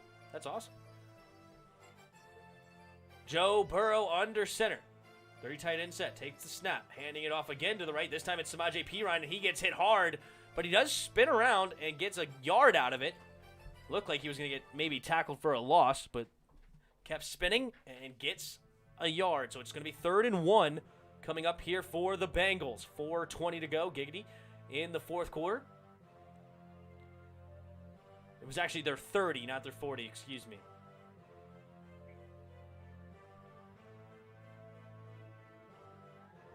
Third and 1, 5:04 to go. Usoma goes in motion. Joe Burrow changes the play at the line. Takes the snap. Play action. Fakes it. Oh, no, he's going to get sacked, but he's avoiding the sack, and he can't avoid it anymore. And he goes down, but there's a flag on the play. Uh-oh. Auden Tate is saying, yep, the flag is against the Jacksonville Jaguars. Oh, that will be just heartbreaking. Urban Meyer doesn't look happy. I'm not sure. It's a defensive holding, and it's a 5-yard penalty. Huge. Wow. Oh, yeah. There was 2 holding penalties on that play. Honestly. Yeah, Jamar Chase looked like he got off real quick. Yeah, 3 receivers to the left. Joe Burrow in the shotgun. Uh-oh. Is it false start or is it offsides? I didn't see the false start, but Jacksonville's acting like somebody jumped. See what they call. It is false start, number 79. I believe that's the rookie, isn't it? Is that Jackson? I believe that is the rookie Jackson Carman from Clemson. Yep, he false started. 3:47 to go, and now it's 1st and 15 from the 31-yard line. Joe Burrow again in an empty backfield set. Takes the snap. 4-man rush. Burrow going into the outside, caught by P. Ryan. P. Ryan gets a nice gain. Nice move! Oh, he couldn't quite get around him. He didn't have the speed.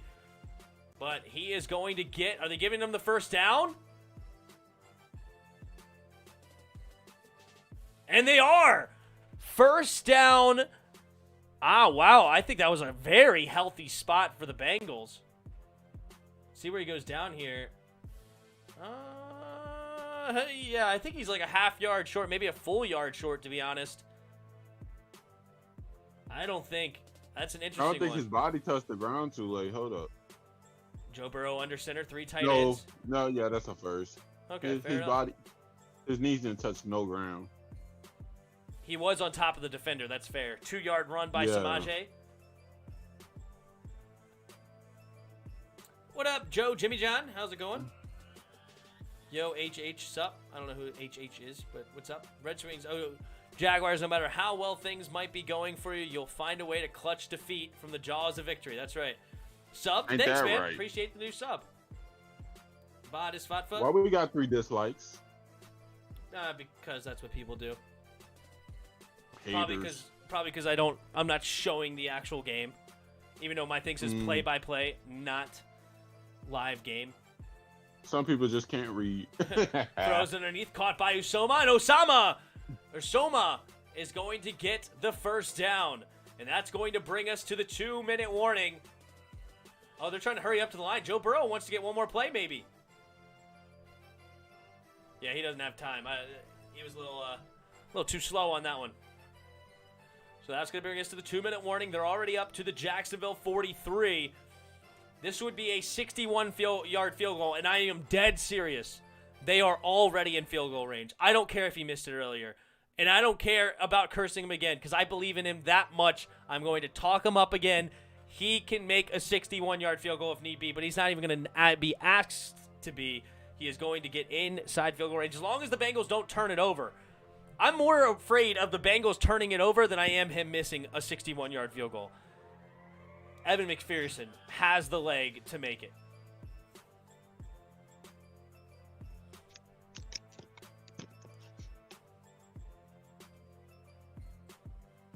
Joe Burrow. 2-minute warning. Takes the huddle. Jets and Jags and Atlanta Falcons setting in a tree. Always finding a way to sell the game. Yeah, you ain't lying.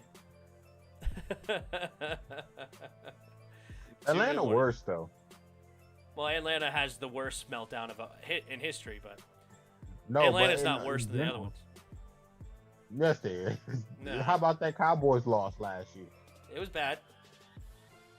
But they at least have some good moments. They went to the Super Bowl. When's the last time the Jacksonville Jaguars or the Jets went to the Super Bowl? The Jaguars went to the AFC Championship game. Good for them.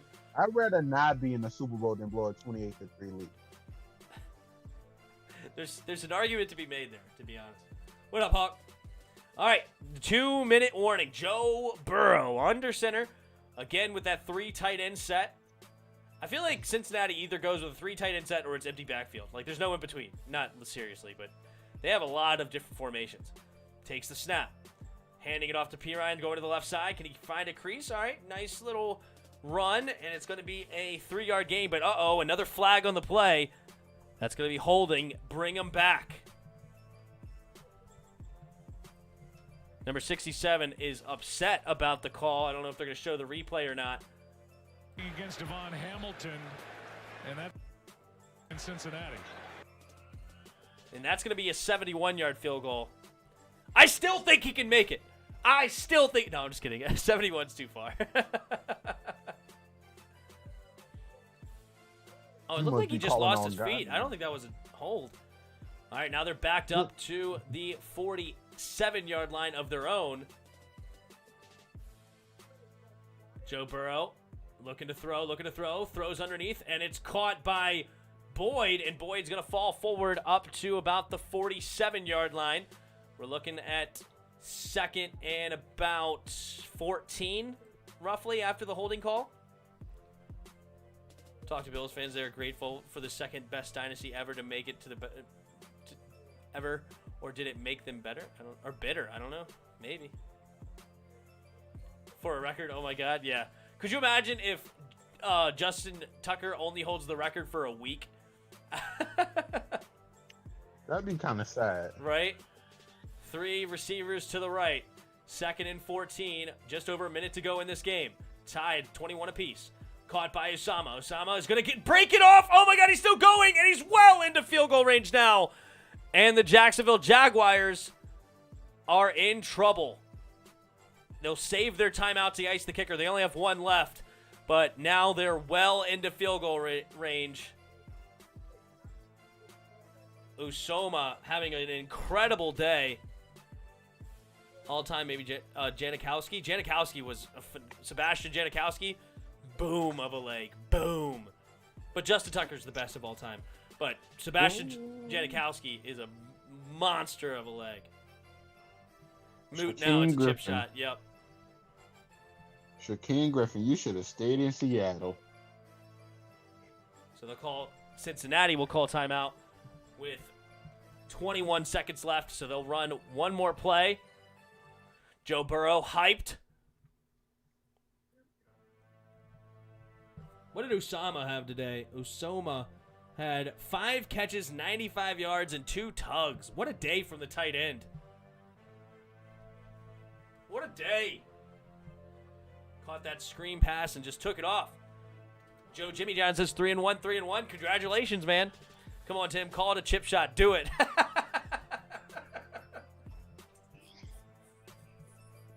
Overtime. It's a chip shot for Evan McPherson. Evan McPherson could make this left-legged. Left-footed. Left-footed, he could make this. All right? This is easy. Left-footed, blindfolded. Wide to the right. Evan McPherson is making it. Wide to the right. Wide to the right. Mess equals it. OT. All right. They've run it, and it's going to be. Let's go ahead and get rid of the look. We don't want to be spoiled anywhere. No spoilers. There's going to be 4 seconds on the clock. Evan McPherson, the rookie from Florida, who could make it from 80, has an incredible leg. Okay, easy chip shot here. Left foot blindfolded. Easy day here for Evan McPherson. Jacksonville does have a timeout to ice him. Let's see if they use it.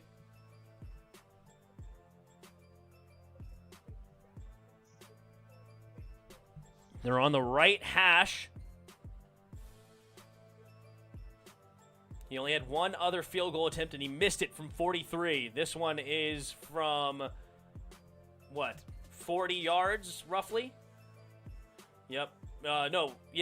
35-yard attempt from the right hash. The long snapper has it. The holder gives the nod. We get the snap, the hold, the kick. It's up and right down the middle. Good from 80. And Evan McPherson sends the Bengals to 3-1. 24-21. The Jaguars lose in a heartbreaker.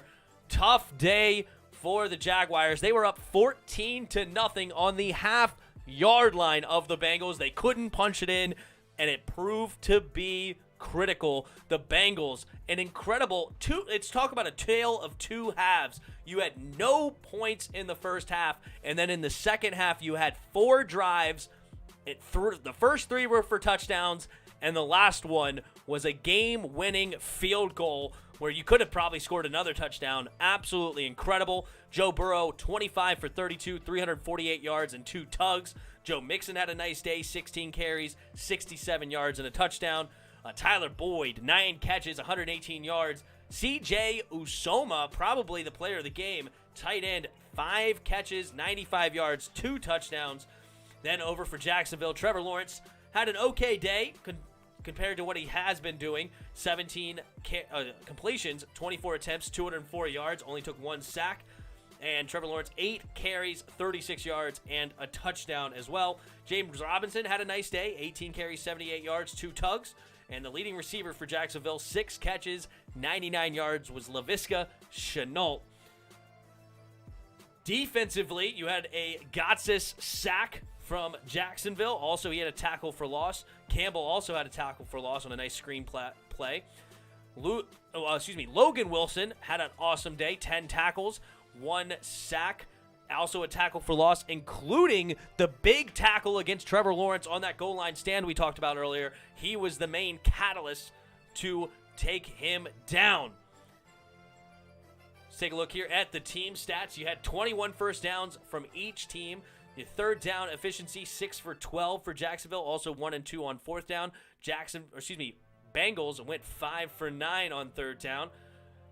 There was no turnovers in this game. Solid day. Not a lot of penalties. 2 penalties for Jacksonville. 6 penalties for the Bengals. So nice disciplined day for the Jaguars. Granted, a couple of their penalties were declined because there was big plays on those. So there was a couple of critical penalties that would have cost them, but it ended up the Bengals scored on the play or had a big chunk play, so those were negated.